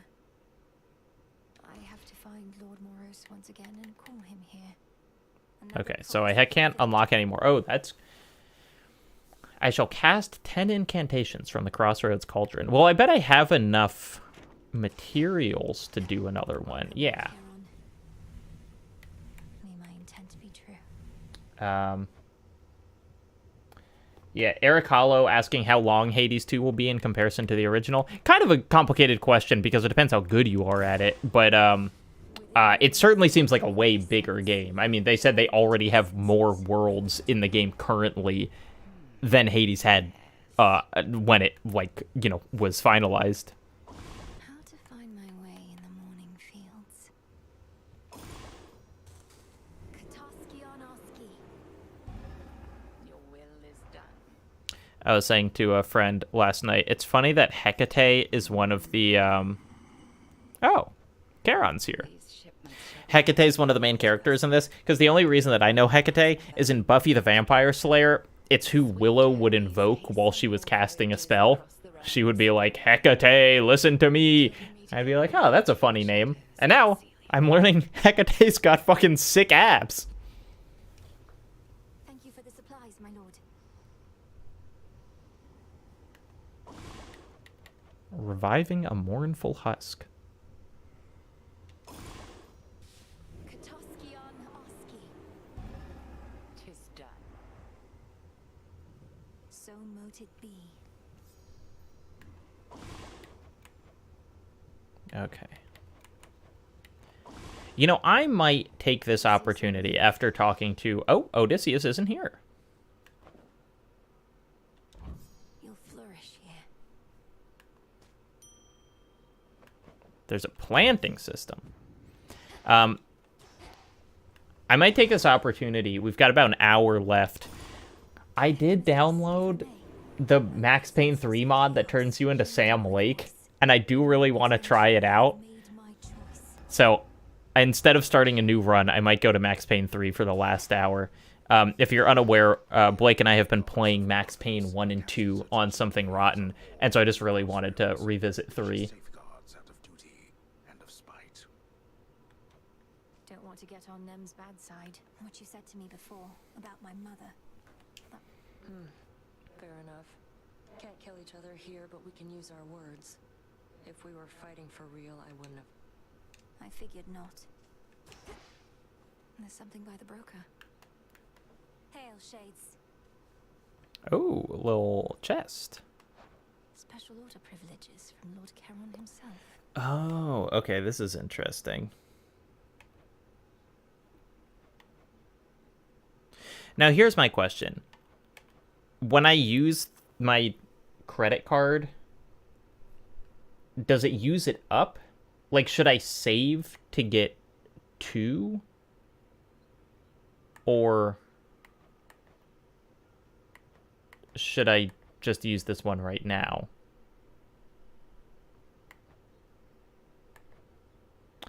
I feel like I should save it then.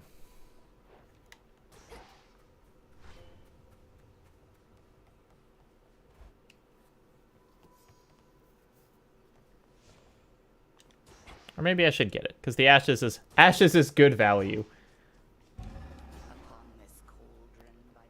I'll do it. You know, they obviously, I think they want me to buy, like, the first thing available just to see how it works.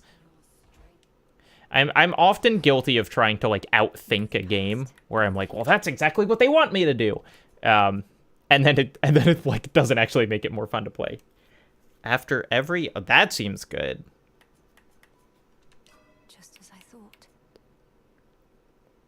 That also seems good. Restore magic. My hex charges up automatically. That is also good. Especially, I had the limited heals one, but if you had one that was just like infinitely replenishable, that would be really good. My sprint is faster. I'm not sprinting that much. Coming out with money. That's useful. I'm going to do this one. The centaur. I can't.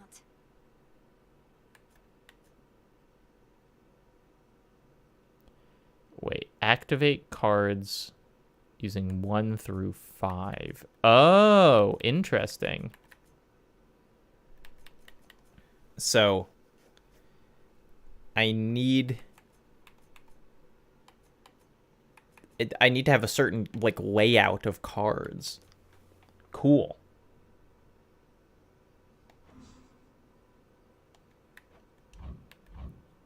Okay. That's where I'm going to call it for now. I'm just going back through here so it saves. And I can play some Max Payne. But thanks everyone for playing Hades. That was super. Turns out this game is great. Turns out Supergiant makes good games. Who would have guessed?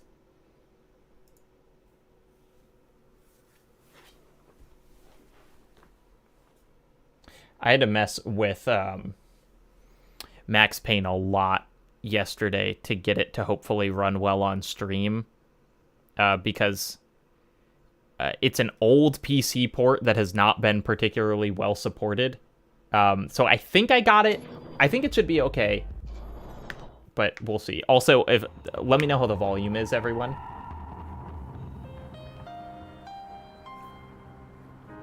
Now, if you look closely, you'll notice that he has a different shaped head than normal, because it's not the normal Max Payne model. It's a different Max Payne model.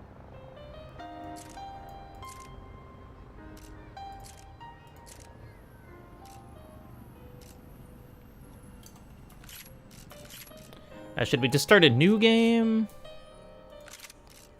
There are a lot of cutscenes at the beginning. I mean, there are a lot of cutscenes in the whole game.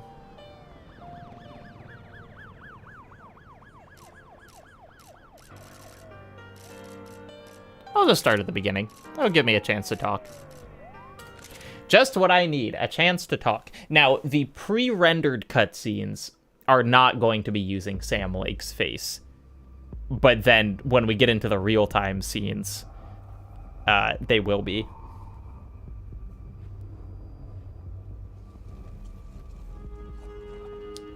Alice Moore, the standard edition will continue to be available. So don't worry about... Only the deluxe edition is going away in 56 minutes. Well, that's what they had paid for, so in the end, that's what they got. Say what you want about Americans, but we understand capitalism.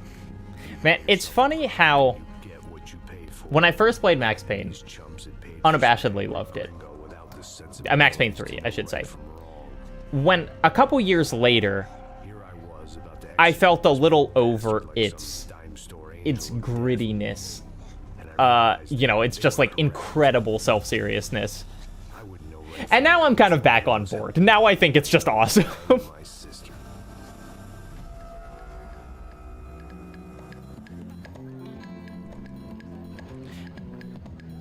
The Max Payne games, Freddy Pac-Man, they're about a really angry guy who shoots people in slow motion, in general. For the kind of people who need protection in a town like this. I can turn on subtitles after this cutscene. I didn't speak the language and they didn't water down their drinks. So for now, we seem to get along just fine. Of course, that was about to change. Yes. Yes, we did. We got the podcast title from Max Payne 3 saying it. Which I assume he got it from Hamlet or Macbeth? Something rotten in Denmark. But no, the title of the podcast is from Max Payne 3. Make a penthouse cocktail party really swing. I guess they call it trickle-down economics. That's funny. It's supposed to be a charity thing. I think this game is so interesting. And, Macbeth. This game is so interesting, and we talked about this a lot. Our first season of Something Rotten, which was like 4 years ago, was on Max Payne 3. Oh, he just said something rotten again! He loves saying it, this guy! Max Payne 3 will always be one of the most interesting games for me, because it is Rockstar at kind of the height of their powers, making a linear game to the same, like, scope and budget that they would make a Grand Theft Auto game, which is something that will never happen again. You know, Rockstar is never... Grand Theft Auto 6 is going to cost $1 billion. Rockstar would never make a linear first-person game that cost $1 billion. But they did make Max Payne 3, which cost over $100 million, reportedly. And it's just, like, it's so cool to see that focus, like, narrowed down into a linear campaign. And some places it really works, and some places it doesn't, but it is always fascinating. I was mostly working for Rodrigo Branco, a local businessman. Built things, did some charity, had things named after him, won awards, owned things, people. One of the trophies he had won was his wife, Fabiana. This game's... this plot is... it's too complicated for its own good. All of these people die, eventually. Not weirder, the photo on the cover of Something Rotten is from the intro cutscene to Kane and Lynch 2, the most rotten video game ever made. With his cokehead younger brother, Marcello. He was a good time guy if your idea of a good time was an expensive suit, a bottle of champagne, and nothing. I'm dancing because they're dancing to this shitty rich person music. He was a local politician. Guy was smoother than an oil slick on an iceberg. Should I skip? I'm skipping it. Sorry, everyone. I'm skipping to the shooting part. Oh, and now we're Sam Lake. This mod looks so good. I cannot believe how good the model is. It wasn't my own safety I was concerned about. Drove her wife or not. I said I would protect the girl.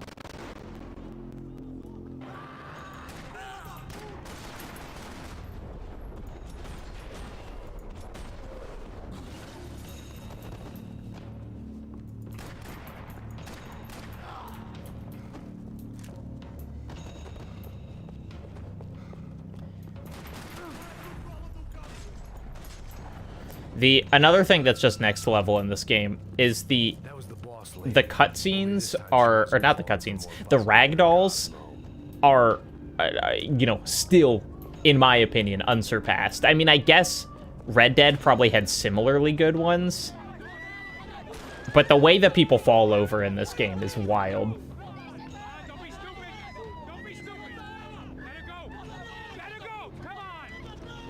It might have been stupidity.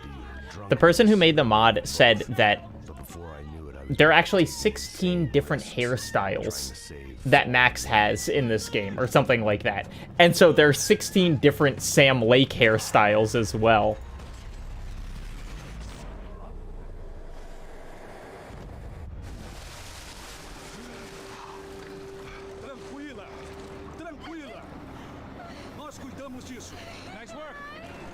Malazan asks if the word something rotten appears in the book.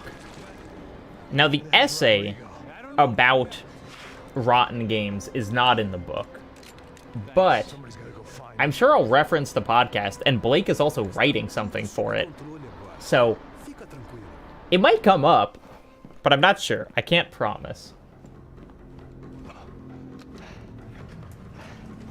I imagine the elevator doors. One of the really cool things about playing Max Payne 1 and 2 is hearing the late great James McCaffrey, the voice actor, be like fully dialed in from the first game, just know exactly what he was doing.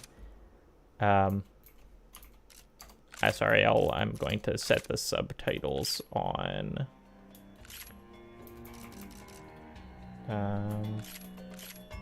Where's my... Why can't I go back?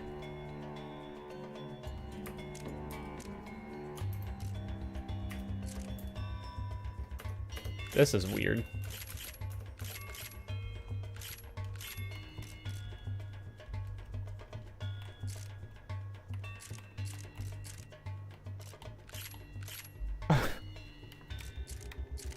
What's happening? Oh, that's why. It thought that I changed the difficulty. Subtitles on. Anyway, James McCaffrey has been dialed in since day one.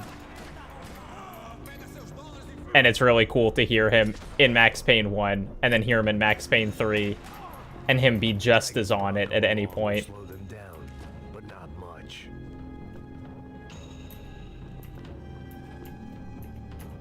Also, of course, the thing that this game does, that no other game does as well, is Max is holding the gun in the cutscene that he was holding in gameplay.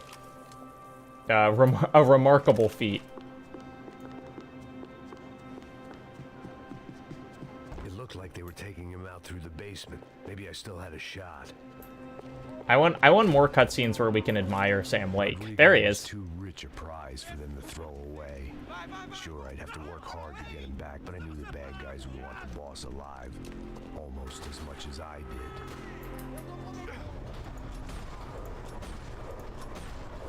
Playing this game on a mouse and keyboard is actually a totally different experience than playing it on a controller, because it requires such precise control that it can be really challenging to play on a controller. But on mouse and keyboard, you're just clicking on guys' heads, and it feels like God himself designed the control scheme.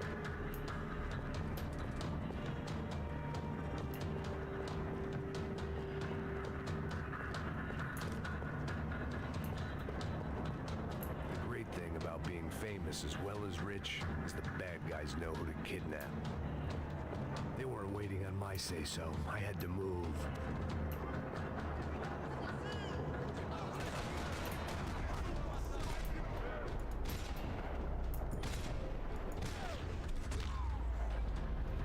What can I say?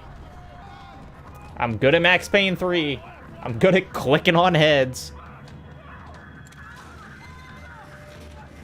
When we recently did our, when we covered Max Payne on Something Rotten. Oh, shoot the tire. Haley McLean, MinMax community manager, was our guest on the second one, and she played on the PS2 version, which doesn't have quick saving, and that game is so hard that I felt terrible for her having played that game. Oh wait, Rodrigo was in the van. I have to let him out of the van. Because when I played Max Payne, I was quick saving every like 2 seconds, and she had to play that whole game with its regular checkpoints, which are not generous. You're okay. You're okay. Come on, get up.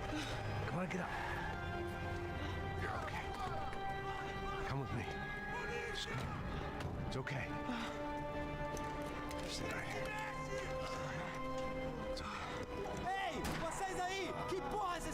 Yeah, Haley is a true gamer in a way that I don't know if anyone else can lay claim to. The number of games that Haley beats is kind of unbelievable.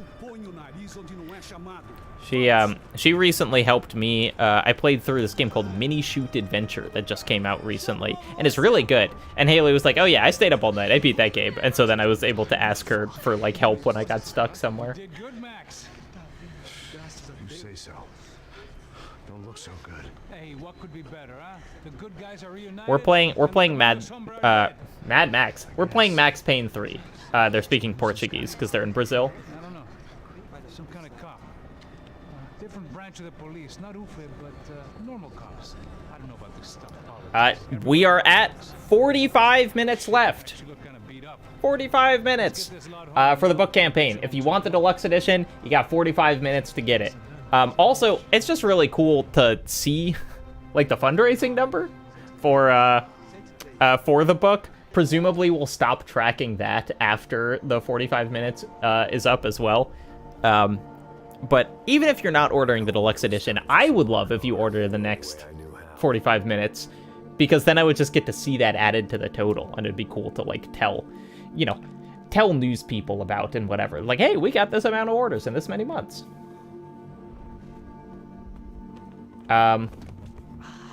Lucy V Sky, am I excited for the new Mad Max? Of course I am. I already have my tickets for opening night. I watched The Road Warrior last night in prep. I'll probably watch Fury Road again. Could not be more excited. Much like Kojima, George Miller is, I consider him my god. Akamada, how much bonus content is in the normal book compared to the deluxe version? The only difference in writing between the normal and the deluxe is the deluxe edition you also get to see we have notes from the musical artists who are on the album, but all the writing in the book is the same. The book is consistent. What you are getting with the deluxe one is you're getting that vinyl, you're getting the slipcase, you're getting a box, you're getting art prints, you're getting a holographic bookmark. So it's all kind of, it's extras around the book, but much like my videos on Nebula versus YouTube, the script of the main thing is not changing. I was speaking to you. Sorry, what was that? Oh, I was saying we get to do a lot of scrapes, man. Well, we're still here. Hey. Thanks to you, Max. I owe you my life. It wasn't just him, huh, baby? Oh, yes, Marcel. I'm sure you did a lot to save everyone. You were probably worried about Blake wrote... What was he writing? I can't remember why, but Blake was writing something that covered the glass tech in Max Payne 3, and he asked me to go back and get some footage of the glass breaking, and I'll demonstrate it in this upcoming level, because the glass in this game is really good, and it's one of those Rockstar spending $100 million on a linear game thing, where it's like, damn, how does the glass look this good?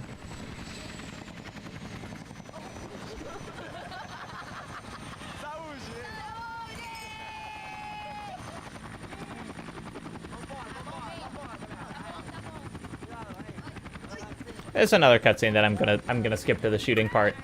Oh wait, no, it's still loading, even though I have this installed on a solid state drive. I love this place. I love this view. Half-Life Alyx is glass. Kira the Protagen asks, what game has the best glass? I mean, I remember what the bottles look like when they have liquid in them. You know what's a really cool thing? If you look at the original demo for Duke Nukem Forever, it has really good glass. You know, the demo that came out in like 2000 or something? You look at it and you're like, damn, that's actually awesome that they got that in there. Of course, that's not the game that came out.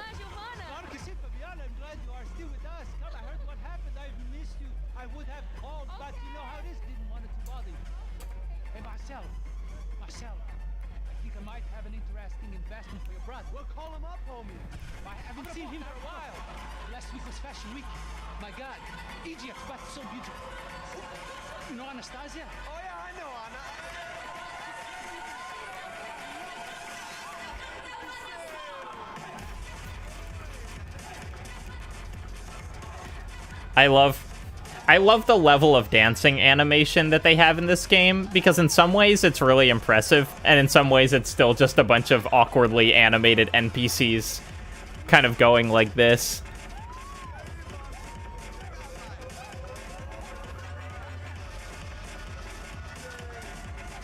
Dankman asks favorite quotes from this game.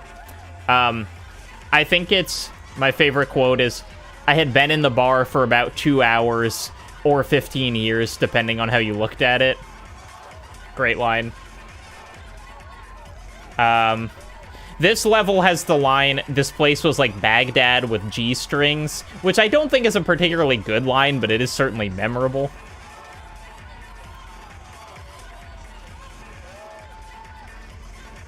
Okay, can I skip it now? Okay, we're skipping to the shooty part.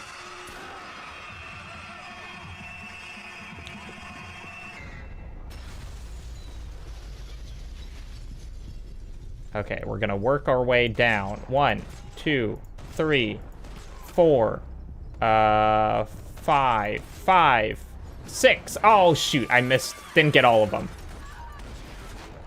I was 1 away from getting all of them. I hadn't seen it coming. Okay, check out this glass, everyone. It's hard to keep your eye on the ball through the bottom of a glass. I just hoped I could get to Fabiana and Giovanna in time.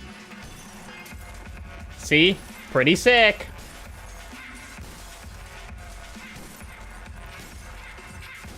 I don't know how, like, accurate it is, the glass, but it looks awesome. Either a price on their heads or a tag on their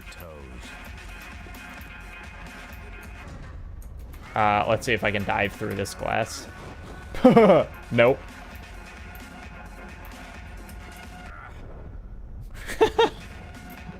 He is not able to dive through the glass.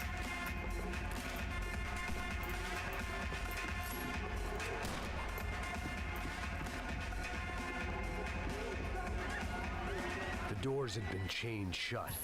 I didn't need my Portuguese for Beginners phrase book to work out what was going on. The guy making the noise was the boss. He was sending them around to cut me off from the other side.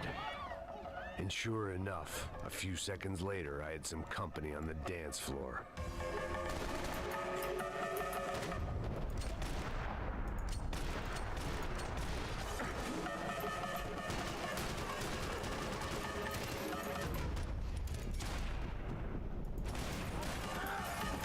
There had to be another way out through the VIP. I really like, this is one of those kind of sadistic things that you play while you're, say while you're playing video games. But I really like when a game kind of insists on headshots being lethal. One of the things that's so satisfying about this game is just, you know, that kind of, like, instant takeout that you do. I guess it's, I don't know, maybe this is a gross thing to keep talking about. But, like, you know, I just don't like the feeling of a realistic shooter where you're shooting guys an obscene amount of times.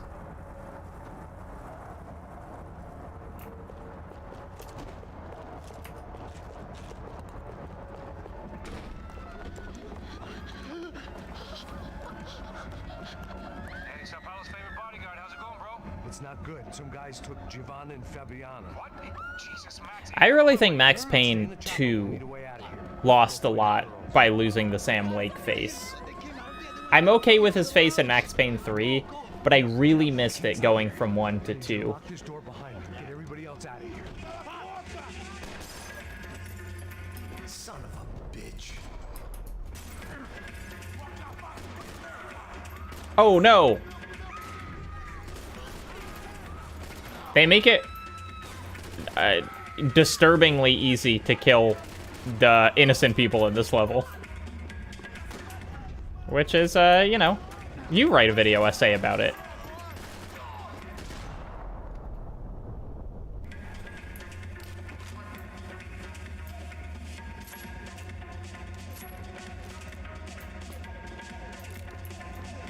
I've now got a mini Uzi and a revolver, the two most opposite guns. Whatever the hell they were arguing about, it was time for me to add my 2 cents.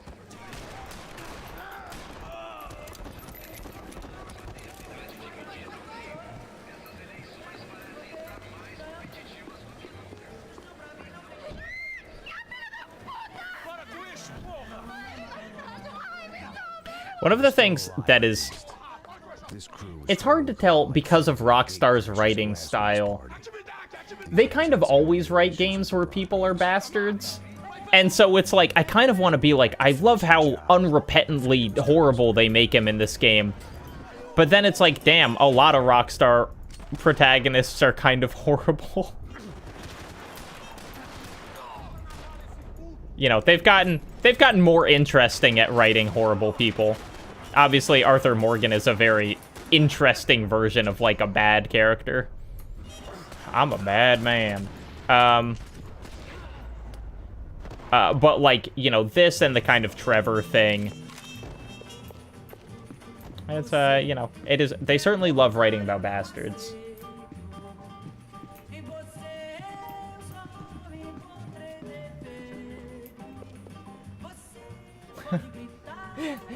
Blahaj Haver says they're buying their first home and buying my book to have on the shelves of their new home. That's amazing. I'm so happy to hear it. Also, congrats on buying a home. That shit is hard.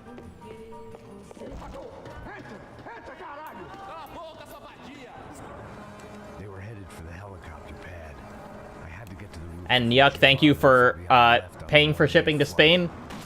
The publisher's based in the UK, so I'm paying for it to be shipped to America for my own copy. It is a lot. It's also a big book, so I appreciate everyone paying the shipping costs for it. What a view. I guess my time in Sao Paulo wasn't quite the paid holiday in the sun I'd been promised. At least I was getting shot at by a aggressive psychopath. There we go. This place was like Baghdad. This place was like Baghdad with G-strings. Seconds and I'd have given some poor street cleaner a crappy start to his day. Now, I had a ride to catch.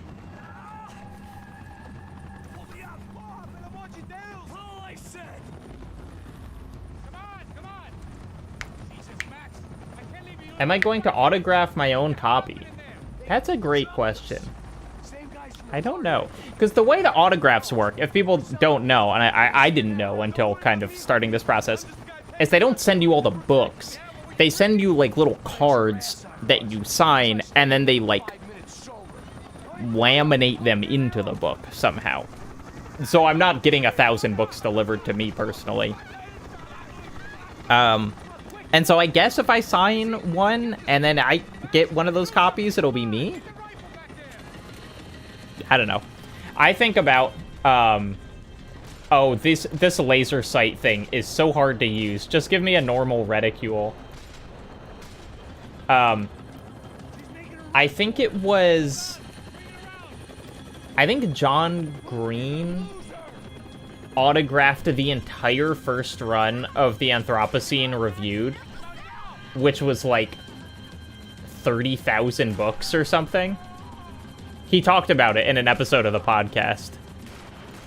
And, I thought about him telling that story when I was, deciding to do the autographed books. And I thought, I don't want to do that. Even though it's a very admirable thing to do.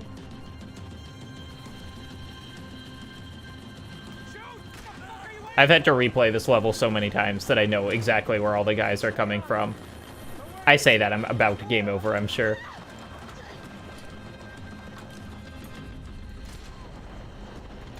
Go!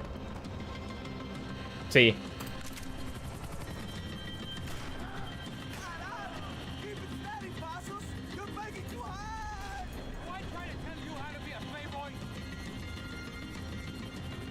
I love the Max Payne attachment to big neon signs. Big red neon signs.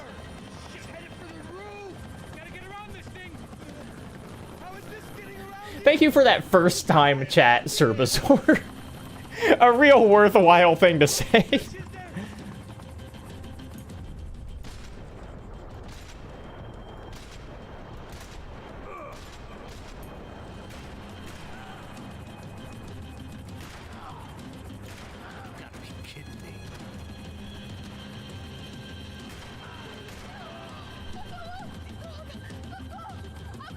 You know bad guys coming out of that door.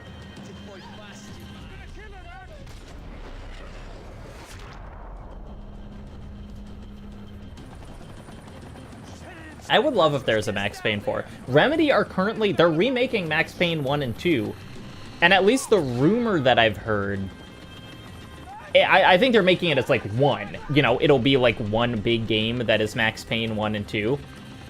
It'd be awesome if that did super well, and then they made, you know, Max Payne 4 because of it.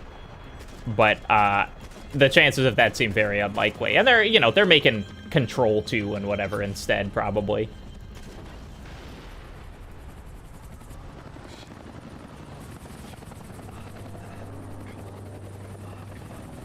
That's true. Also, of course, James McCaffrey has died, and it would be...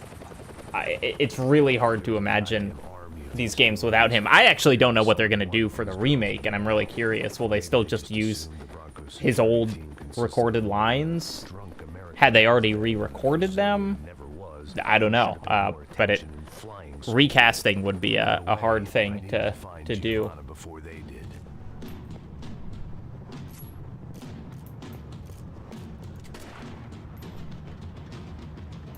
Did I like Control? Of course I liked Control. I've got a whole damn essay about it. Control, Anatomy, and the Legacy of the Haunted House. Featured in the new book, How a Game Lives.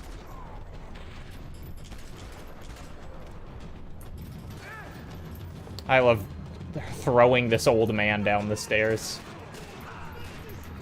Don't take that out of context.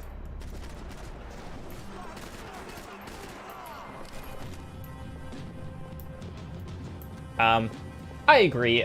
Control is much more fun combat-wise than Alan Wake 2, but I think I find Alan Wake more narratively exciting.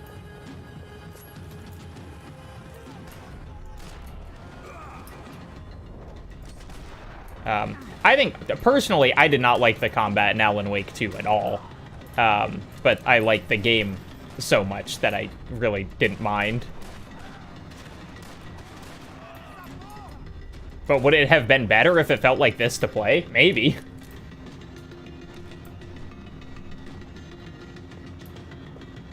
I actually haven't played Alan Wake 1. I'm sure I should, but it's another thing where it's like, I've started it, but it's just, you know, going back in time to that sort of gameplay is a challenging thing to do sometimes. I could use some more painkillers here. Painkiller. P-A-Y-N-E. We're going to do a Nebula exclusive episode of Something Rotten where we do a commentary on the Max Payne movie starring Mark Wahlberg, which I saw in theaters and haven't seen since. Excited to do that. Where the hell was Passos? We were two failed cops failing miserably at being bodyguards. He approached everything with about as little preparation as I did. Maybe that... Giovanna! Giovanna! Max! Over here! What's happening? Where were you? Are you all right? What, do I look all right? Don't worry, we're gonna get you out of here. Passos, where is he? Is he okay? Need to make a quick detour. It's so weird that there was just a time when there was a Max Payne movie that released in movie theaters. Like, why? Why that one? Why did it happen in the kind of dark ages of video game adaptations?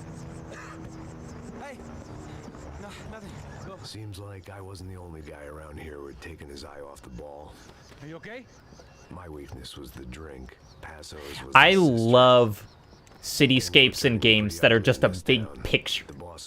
If we look at the city out in the distance here, just a big flat PNG, and it's so cool.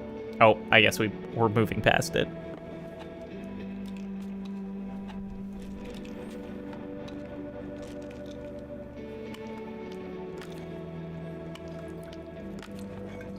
We might have missed my favorite line. Actually, someone asked my favorite line.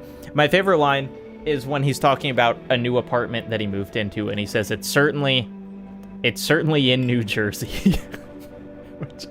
I have family in New Jersey, so I'm allowed to think that's funny.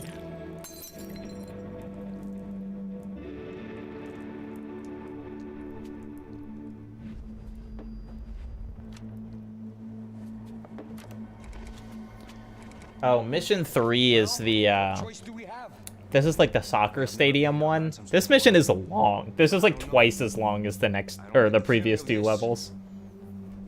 What about you, Max? I don't know. Okay. Going to the football stadium. Gonna do a handoff.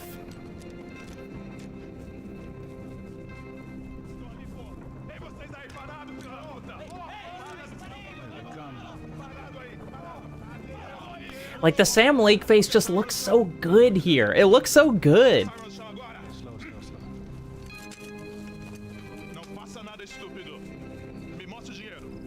There are 2 level or encounters in this level I can skip entirely. I didn't know that. That's cool.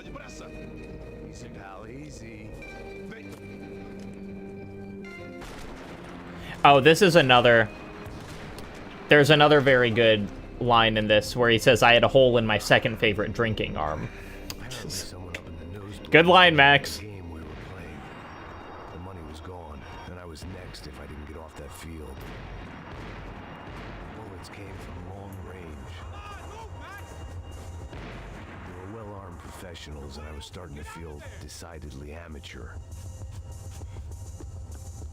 He gets shot a lot of times. In Max Payne 2, he gets shot in the head.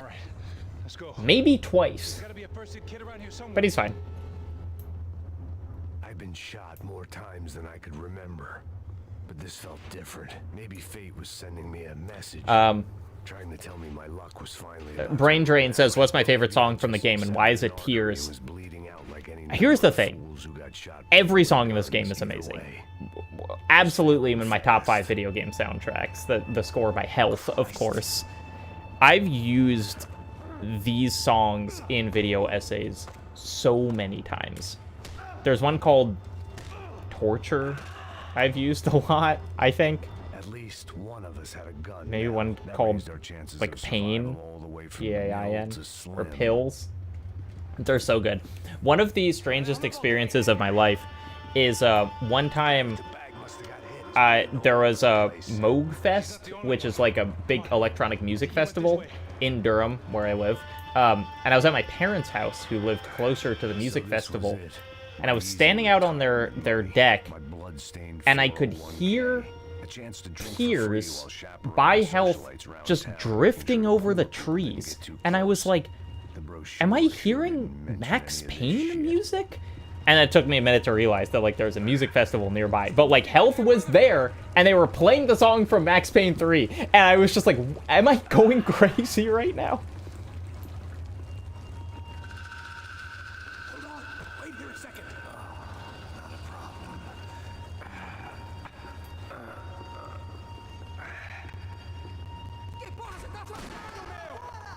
This is, we're just holding forward here.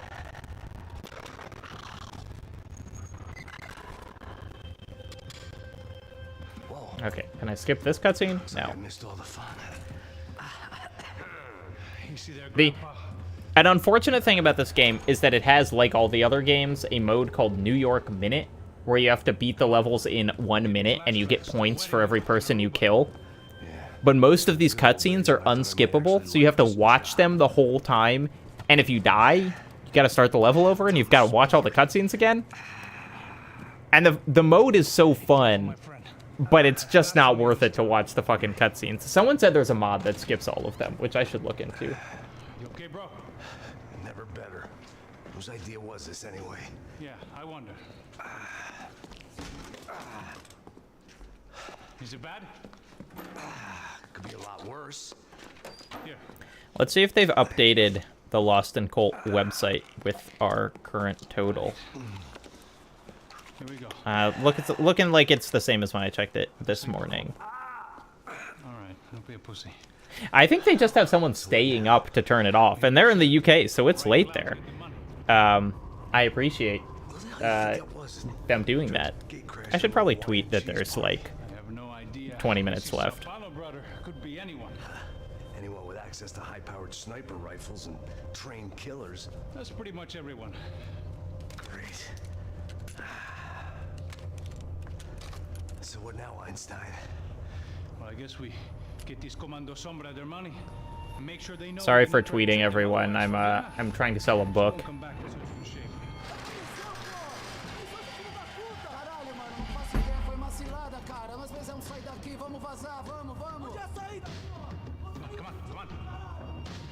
Hey, it's only 10 p.m., but it's 10 p.m. on a Friday. That workday's over, man. I'm closing this thing down at 5 p.m. Eastern because that's my workday's over.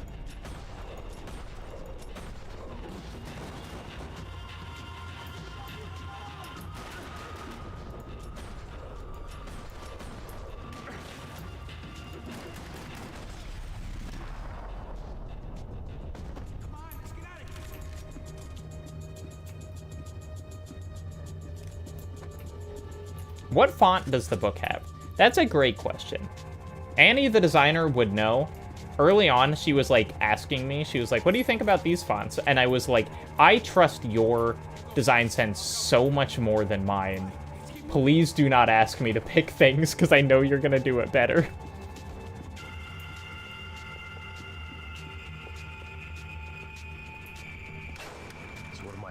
So what am I, the button pusher? Great line. Good job. Just another day at the office, huh? You should have known this wouldn't end well. Didn't even begin well. If you've never looked into the development of this game, it's worth doing. It was really bad.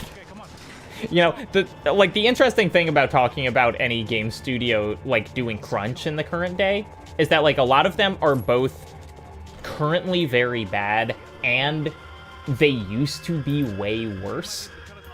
And Max Payne 3 was one of those just, like, atrocious crunch development cycles. There is a whole letter colloquially referred to as the Rockstar Wives letter, where the spouses of a bunch of employees wrote to management being like, what the fuck are you doing? Why are you keeping our spouses here working such late hours? I don't know if it helped, but it got media attention, got coverage. About the same as before. Looking forward to getting out of this shithole.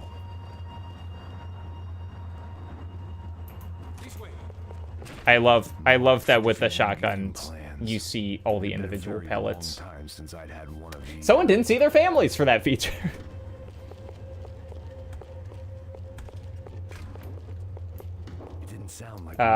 Ashmit, yes, this is Sam Lake. I'm using a mod. It was not originally Sam Lake. Smoke and mirrors than a strip club locker room. In there.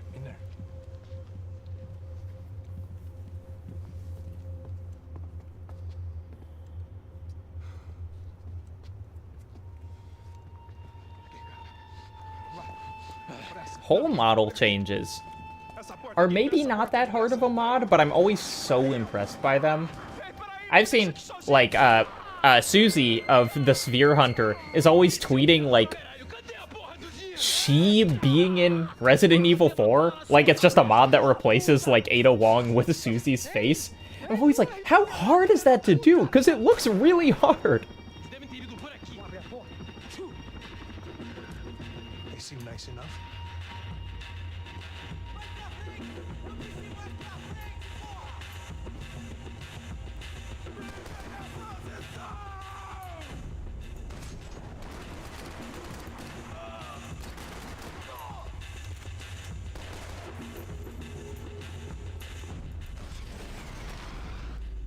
The bullet decals in this game, too. They're so over the top, but, like, I miss them in other games. I wish they had them. Mod my face into Anatomy? Anatomy doesn't even have faces. Would I be, like, a picture on the wall? That'd be kind of funny. A little late to be giving him his last rites, don't you think? Look at this blackjack. This is high-end gear. These guys are seriously financed. Yeah, I noticed. I'll get you one for Christmas. Come on, let's keep moving. We've still got a sniper on us. We'll deal with him first. I only got one shoulder left. Tucker Donovan, I've never understood the short cutscenes that are just Passos walking through a room. I agree. Those are weird. It's why I feel like this... It's one of the sections where I can really you can feel Rockstar's, like, cinematic ambitions pushing up against their gameplay sense, where it's just like, why do we have to watch a cutscene for this? Oh.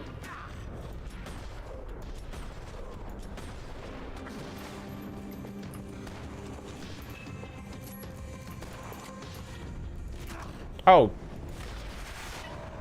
That... I got one shot by that guy? I guess he had a shotgun.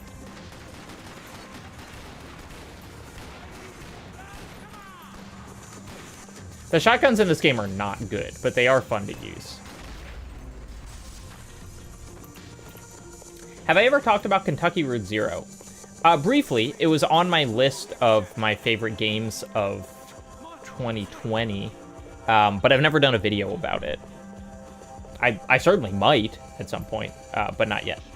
Oh, that's not true. No, it's in Fear of Depths. I totally did talk about it. Not for very long. I could do a deeper dive, but it is in a video. Sniping pal to something more intimate and short range. I also, Kentucky Route Zero, I always want to call Katana Zero Katana Route Zero, because of that game. That guy was getting annoying. What the hell did they know about the exchange? This is Sampa, bro. That kind of cash doesn't stay quiet for long. And these kids like expensive toys. Here, put this on. Doing a big stretch. I want everyone to notice this this shirt that I'm wearing. This is from Tomato Day at the Carborough Farmers Market. A wonderful day in which all the different farmers bring lots of different kinds of tomatoes, and you get to try them all. One of the best days of the year. Looks like it's coming from the stands. We keep a largely vegetarian household. I'll like eat meat at restaurants, but we don't really buy it from stores ever.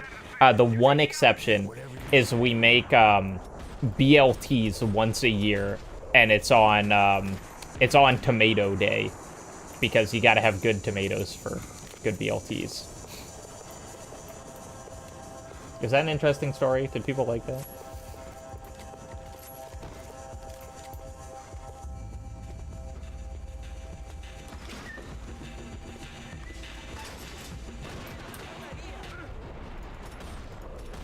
Oh, this is that...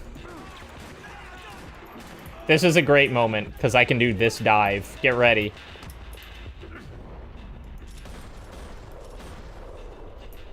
Oh, wait. No, that wasn't the dive that I wanted to do.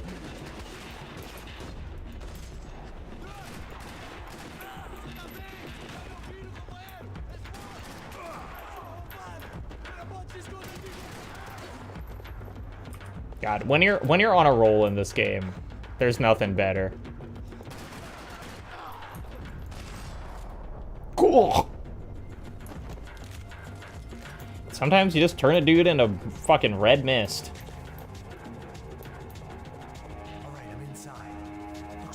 It's very weird to be playing a Max Payne game and not instinctively quick saving every 3 seconds, which is what I was doing in Max Payne 1 and 2.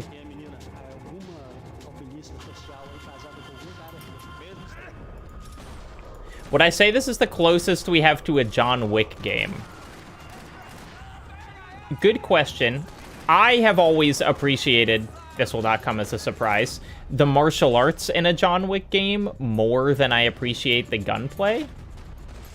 And so this obviously doesn't have that aspect of it. But in terms of shooting, it certainly... It makes John Wick style shooting feel more fun than any other game does, if that makes sense. You know, and you feel like him when he's fighting those dudes where it's like, oh, only headshots work and everything else is like pointless, but he's going through and getting everyone close range. Wow, I'm getting a lot of like achievements or whatever.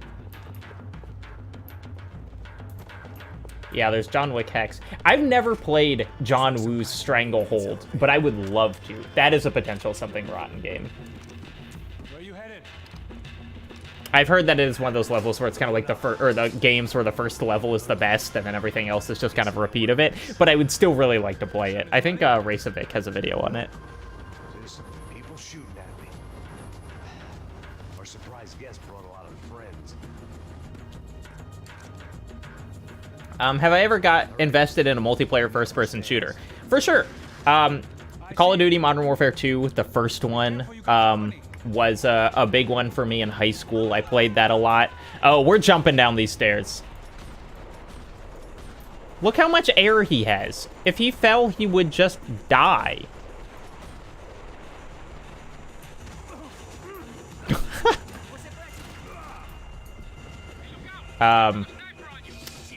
Anyway, Modern Warfare 2 was a big one for me. My favorite memories are probably of Titanfall 2, specifically. I played both Titanfalls a lot, but I was most into Titanfall 2. And I truly love that game. Which isn't surprising, because it's a great game. But, like, I was playing it before it was cool.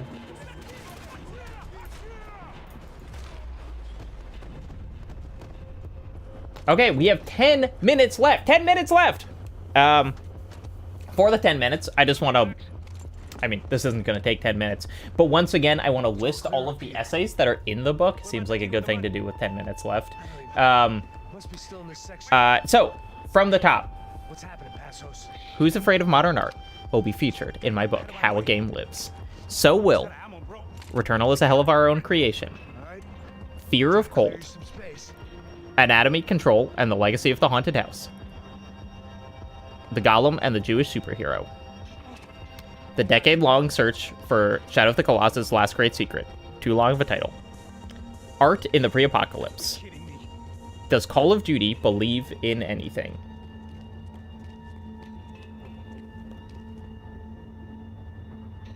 Every Zelda is the darkest Zelda. Every Zelda is the darkest Zelda. And number 10 is, of course, the future of writing about games. Those are the 10 you'll be getting. Each of those 10 will have a piece of original artwork. I've seen almost all the artwork by this point. It looks amazing. Each of those 10 will also have an afterword by an incredible author who is not me, and they will be full to the brim with notes that I have written on each book. Do you guys want to see, actually, forgive me for stopping the game for a second. You want to see some of that art? I can pull it up. I'll show the ones that we've shown so far, but just to kind of show it off. This is the art for Does Call of Duty Believe in Anything? Which is done by Party in the Front, or Reptile Enclosed, at Reptile Enclosed on Twitter. He has like a collage style that I think is incredibly cool. This is the art for Every Zelda is the Darkest Zelda. Unbelievable. Done by Big Sky Castle on Twitter, at Big Sky Castle. So cool. Had to give almost no directions at all. She just nailed it. This is for the future of writing about games. I love we have little Eco falling through along with keyboards, the architecture of Eco, Switch controllers. There's so much detail in this one. Looks like the house from Returnal. I look at this one more and I just keep seeing detail. And finally, this is Who's Afraid of Modern Art by Karen Walsh. This is actually what the page spread is going to look like here, because this is a canvas. This is just, she just painted this, and then I took this picture. These are all the art pieces that we have so far, and I'm so thrilled about all of them.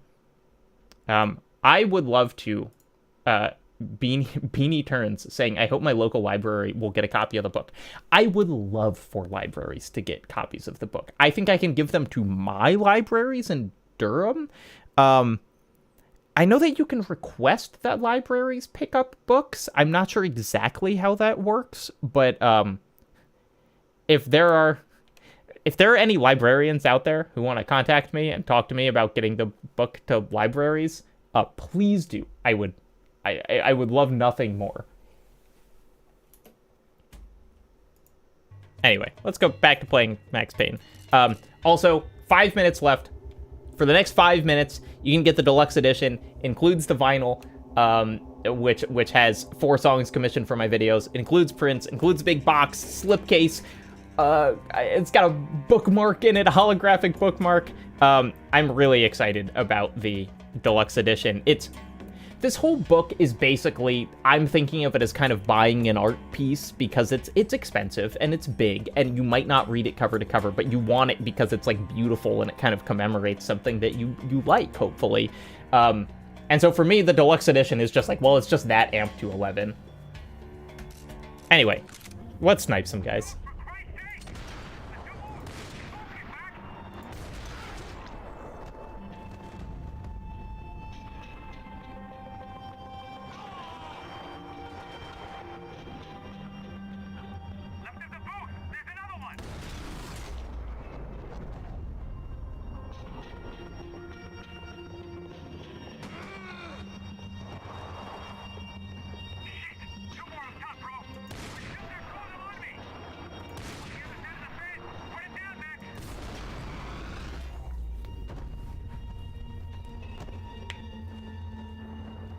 I think we'll probably be finishing up this level right at about the time it ends. Maybe a little later. But I'm skipping the cutscene to try to time it perfectly.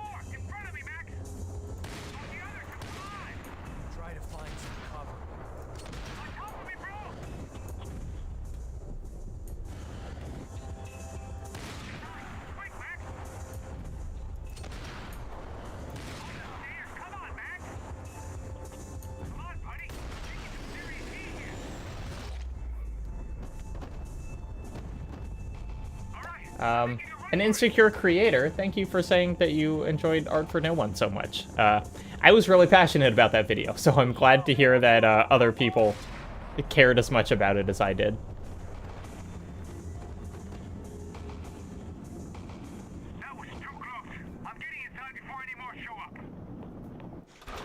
The Octo Sketty asking about translating subtitles. If you email me, my email's on my, it's like on my YouTube About page, I will provide you with subtitle files for you to translate. So just send that. It's Jacob, what is it? Jacob Geller at standard.tv? Might just be Jay Geller. I don't know. Go check there. But I will help you translate if you want to make subtitles.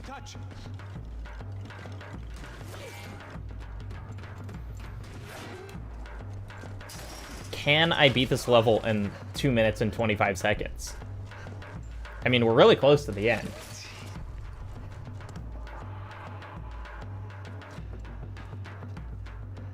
God, that Sam Lake face is so awesome. He really, like, he does the scowls. He does Sam Lake looks.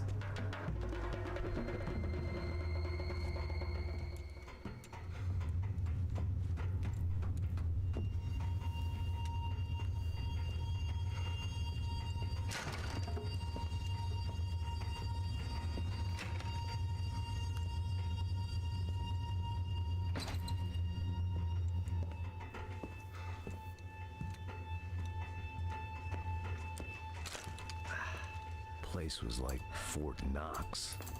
Hey, Passos. Okay, well, if we have to watch another long-ass cutscene, we might not end the level at the same time that the book goes off sale, but it'll be pretty close. What's going on there? The guys that came to rob us are coming to finish the job. Remind me again, who are these fine gentlemen? Some kind of paramilitaries, I don't know. Paramilitaries? Right-wing guns for hire, ex-cops, military, I don't know. 1 minute left. 1 minute left. 59, 58, 57. Watching guys get brutally murdered as my beloved book campaign comes to a close. The Jacob Geller guarantee. The boss will be giving us a raise at this rate. Yeah, that's messed up, all right. Come on. this place. Take care of that guy in the IT tower. I'll meet you at the chopper. 30, 29, 28, 27. It'll maybe be available for like a minute after 5, depending on how fast the Lost and Cult people are on the trigger. But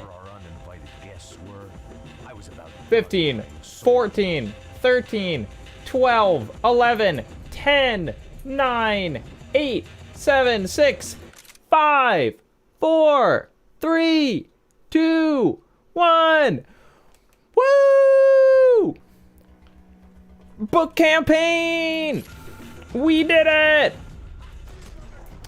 Thank you everyone who ordered a book. Oh shit. There's a sniper up there. What a delight to have successfully run this campaign. It's kind of unlike anything I've ever done before, as is the creation of the book in general. I'm so excited for y'all to see it. Which will happen you'll get the books, you know, this winter. But I'll be posting updates and stuff for sure. Apparently it's still live, so if you need last-minute pre-orders, you can still do it for another minute or two.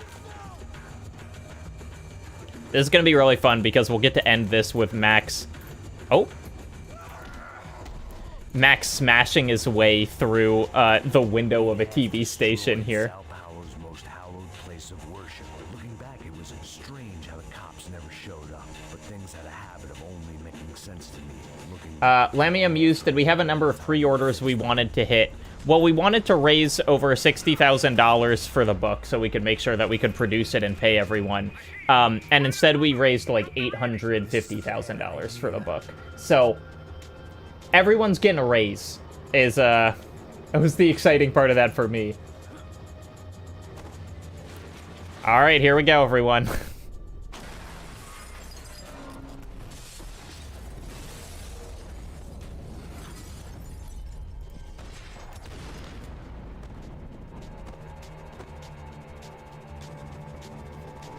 All right.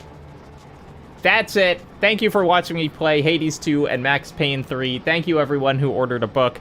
It's the end of the workday. I think I'm going to stop working. I hope that all of you are able to stop working and enjoy the rest of your weekend. Thanks, everyone.